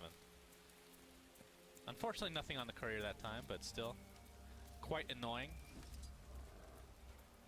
I think they're actually staying down here. They want to continue with this tier 1. But at the same time, Fata is top lane pushing with Bone 7 as well. They're going to have to defend this soon. Great. Yeah, this is a tier 1 bottom with full health, by the way, minute 20. They hadn't even touched it yet. Oh, Fata's actually TPing. They might want to defend here. Here's a TP being shown. Centaur pops his ult. Omnislash doing a lot of damage. Kaka blows up. Even the Medusa in less than half a second gets brought down with ease. Icy Culling Blade will not do anything, as that is 3 dead. Wow, that was a lot of burst damage for C9. My goodness. Envy has really high farm, so you cannot stand isolated like that with a Venge and Dusa, where Dusa even doesn't have Stone Gaze. That was way too easy for Cloud9. HGT didn't even get to open that fight, and they do not even take half the tier 1 bottom. They almost lose their tier 2 top. They lose 3 heroes, they lose Roche. That's a really big deal. They needed better vision, simply. They were totally not in the position to make that play. Cloud9 knew it, and they got it. All right, let's see who gets the Roche this time, or the Aegis. Eternal Envy. Okay. He's so far saying enough. it's Eternal Envy because he has higher farm. Yeah. All right. You're right this time. Now let's see those bodies drop. He has a lot of confidence in Bone 7 after the last game, so things are working out well. Of course, we haven't really talked about the item progression on anybody, but for Envy, did finish the Manta style, and Vengeful Spirit will be getting the Vengeance Aura at level 10, so we still have a ways to go, actually. I thought she was level 9 for a second. Interesting. I thought Bone was going to finish either a Deso or a Maelstrom, but he bought a casual hammer into Blink Dagger. Very unusual build-up. Might be just the game plan for Cloud9 now to have Prophet set up their fights, find ganks, blink Sprout, or just allow him to split push a lot easier since he can blink after getting swapped. Yeah. Whoa there! Whoa there, buddy! That is your favorite item on Centaur, no, right? it's not. Not you at absolutely all. love Vanguard. Well, if he's gonna turn into a Crimson Guard. He almost has that, by the way. Yeah. All right, Stampedes popped defensively. They were scared of the range creep. I guess. I don't know. I mean, Did he even have vision of anyone? He might have just anticipated that something was coming. I mean, it's such a low cooldown, it doesn't really matter very much. Yeah, Scotty's finished, though. He had a haste run, though. Then he could have used that one if he wanted to. That's true. He wanted to keep his teammates safe, too. You got to give haste to all your team. Okay, before there was Crimson Guard, I would say this item's garbage. Vanguard is garbage on Centaur, but because of Crimson Guard, it's decent. I mean, all you really do need is the Blinkets. Here we're going to have a swap on the No-Tail. Looks to be an easy kill, but here comes Eternal Envy. Nice, beautiful double impale for Big Daddy No-Tail. Chain Frost will connect. Vengeful Sphere is the first to fall, and Air cannot use Primal Split because he has no mana whatsoever, thanks to No-Tail's mana drain as Fata goes and finishes him off with the double edge. And they're going to continue the pressure as Icy on the run, but there's a Mystic Flare. Bone 7 taking a ton of damage. Might go down here with another right click. It's not going to be in range, though. Sky's going to focus all the attention on No-Tail. Just uses the Finger of Death on Axe's face as ZSMJ with no ultimate to work with. Eternal Envy, no mana, though. Does he want to really continue here? No-Tail gonna get, the Hoofstopper is gonna save him into the double edge. And down goes another hero for HGT as the buybacks come back. Who was it that popped back? Was that Brew again? And he lost all his mana in a blink of an eye. He has not used Primal Split, Cinderin. I feel like I haven't seen it the whole game. That was phenomenal Lion play right there. No-Tail, completely perfect reactions with the Hex. 2 double impales right when they needed them. Just amazing play overall there from Cloud9. They didn't even need to use Omnislash. And I want to also point out... I don't think you can talk anymore because No-Tail has more things to do. I think I can because there's not going to be more kills. Okay. Oh, you were saying No-Tail? So he cancels again with a double impale. A hoof stomp to follow. Air just cannot get this ultimate off. He's still going to die. Needs to get that BKB, I feel, as Skyrath kills the pesky No-Tail. And one little detail in that river fight. The original reason Brewmaster didn't get a split off, you're never going to guess what it is if you didn't see it. He misbinded R. I don't know. Yeah, I could tell. Ding, ding, ding. He was mid-animation, he got Chain Frost. Congratulations, Any stuff from Chain Frost allowed the Lion to max... to mana drain him just below the split range. He tried splitting, he got chain frosted. He tried splitting, then he lost the mana mid-animation for mana drain. Then he tried to bottle up, and then he got controlled and got killed. That was, oh my goodness, that was just every detail for Cloud9 perfect in that river fight. 20k lead. How long is the cast animation for a Primal Split? It's like a second or less. Yeah, right? It's not I can't remember how long it is.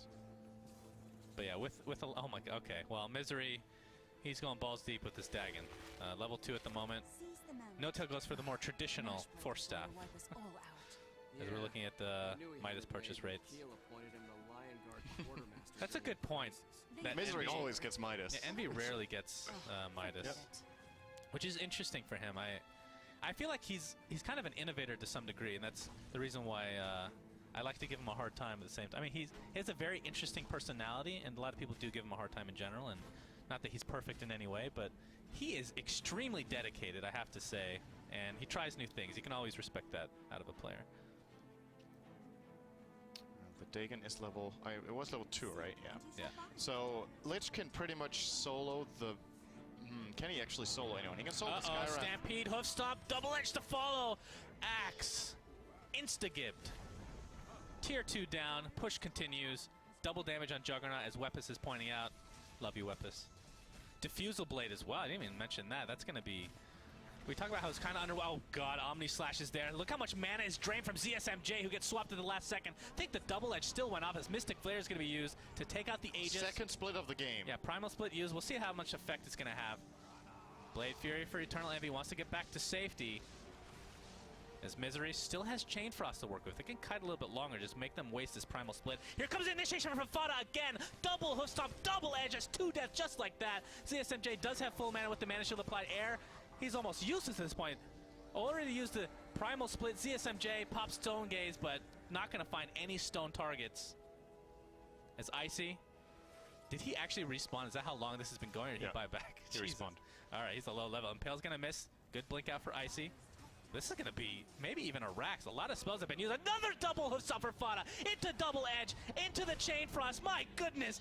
Execution is just out of control for C9. They're on the same page today. That is for damn sure. As ZSMJ is going to be the last target to take out. And it's a team wipe. Whew. He's going to bite back. He can't do anything against this Cloud9 lineup. They're 5 heroes. Sure, they're somewhat low. Healing Ward. 20 seconds on cooldown for Eternal Envy before they can just go to the second lane.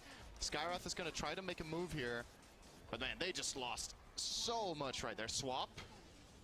Yeah, Eternal No Envy spin. might find the ground. Another double hoof stomp. Are you kidding me? This is ridiculous. Fada playing out of control. Mystic Flare's not even going to do that much damage. The ZSMJ is going to go down again. That is a dieback, and the GG's come out. HGT is no longer in the tournament. C9 will move on. All right, I have to say, the last 10 minutes, man, the execution for C9. I don't know what they ate today. Maybe they had... Usually the saying in America is you ate your Wheaties, but kids these days don't eat Wheaties. They had like Cookie Crisps or Cocoa Krispies, something delicious that really hyped them up. You okay? Yeah. If you want to get Envy excited for a game, give him some Cocoa Krispies and he's he watched anime. That's his food. Everybody else, like Bone 7. He ate a magazine. Yes, he ate a magazine. And Fata, it was a rough start for the most part. He got a 15-minute blink dagger, which is not very good, honestly, when you're the mid lane. But again, it was a 1v2, obviously, so he had some troubles. But he had, I want to say, 5 double hoof stomps in a row. Yeah. I think one of them was a triple. Yeah, one of them might have been a triple. That was insane. Well And played that for score. Cloud9. I mean, they end with 8-0-8 on the Juggernaut. Everyone else 2 deaths or less on the team. Extremely good combination. It looks like Cloud9 really has a lineup that they have working when they draft like this. So I think going forward, Well, I mean, might be... okay, so they got 4 of the same 5 Yes. heroes from last game. Do you think that was a problem for HGT not to perhaps ban to cater towards what Cloud9 did pretty well within the first game? I think if we replace some of Cloud9's heroes with other heroes, I think HGT just got totally outplayed today. They have an axe ending with 0-7-0, which is completely unheard of. One of the highest win rate, or I think might be one of the highest win rates of the tournament, but it's been dropping quite a bit toward the later stages. Kill attendance. He had absolutely no impact on the game, got completely shut down. They kept getting picked off. I mean, obviously, it's a great performance from Fata to find all those double hoof stomps, but there's always 2 sides of the coin, right? It's also them stacking together and giving him the opportunity when, as a matter of fact, they have a lineup that's extremely good when it's spread out. Venge can swap, so she can get in position or get someone out of problems. Skywrath has huge range, so he should just be way far at the back. Brewmaster should blink in, Axe should blink in. Medusa should be the only one getting caught, but they keep stacking and getting caught out. And you pointed out the hoof stomps. I think the biggest individual plays of the game were probably the Impales from No-Tail, the Earth Spikes. Impales, Mana Drain. Incredible. They did play so from much the line. kiting. Brewmaster never got his ult off basically into any actual effective fight.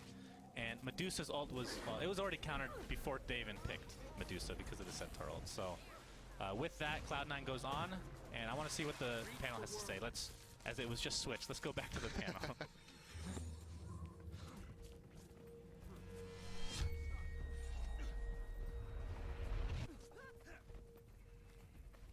Clearly a Cloud9 game even finishes with a pause.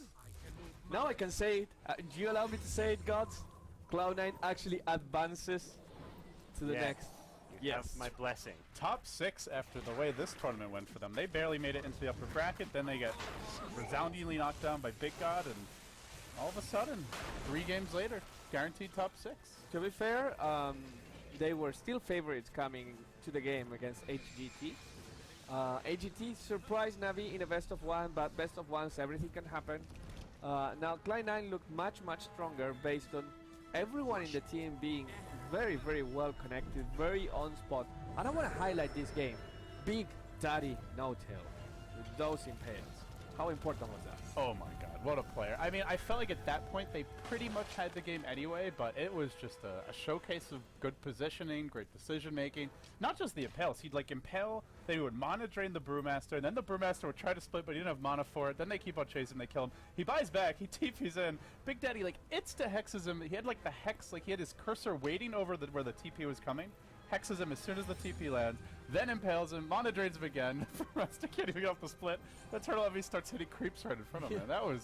He was just styling on them, honestly. That was just impressive to watch. It was absolutely brutal. And Mystery as well, the other support, at some point had 4k gold. He said, what do I do with 4k gold? I'll buy Dagon 2, just straight away. Why? Because I can. I mean, I think looking at the panel, we all felt like HGT had a really strong draft, but to me, Cloud9 just executed their draft much better. They got a pretty fast blink on the Brew as well as the Axe, and I think we saw one split that game while the game was close. and that was it. Axe was 0-3 and 0 at one point, guys. They just didn't get anything done with these big team fight heroes. We didn't see the Axe and the Brew used to their potential. They weren't together. The Axe was, for some reason, he was always pushing the lanes alone, got caught a lot. Brew, the fight at bottom, everyone was there but him. For some reason, as a Brew, you should always be the one with the team. You have to be with the team, but he was, for some reason, not with the team when they took a fight at bottom and they lost 3-0. Do you think it would have made a difference if ZSMJ played more like Black did for Vici Gaming and came to more fights? Because there were a lot of fights where like the team gets picked off one by one, Black is off farming, which normally is what you expect from a Medusa, but maybe it could have made a difference this game? It could if he actually comes in. Obviously he gets a gaze and they win the fight, but you are running the risk that you come and you don't do anything and you die. So it's really hard to say, oh, he really should have come. He would have done a fight. He can't. It also hurt that they kept on fighting bottom lane and those two towers were dead. So there was like nowhere to TP to. I think the other thing that hurt HGT was their support duo. This Venge Skyrim type of support duo where they're looking to do well on the lane stage and be aggressive. C9 is just happy to sit back, soak up the pressure. They have a Lich spamming with Dark Ritual. Juggernaut, who doesn't really go down to those kind of ganks. He can generally get off the blade creep he needs to, has the healing ward. The support duo just didn't do much. Compared it to yesterday when they beat Na'Vi, they had a Witch Doctor with a Lion themselves. I feel like they were just giving C9 the more high impact support. I actually felt that the support from HGT, the Skyrock in particular, did his job very well at the start. You saw how bad the farm on the Centaur was in the lane, even though they had a Lich. He had very bad farm because in the lane he took so much harass from the Skyrock. After that, it was just the Brew and the Axe didn't repay what the support did early on. That's why it felt like, okay, the Venge and Skyrock couldn't do anything.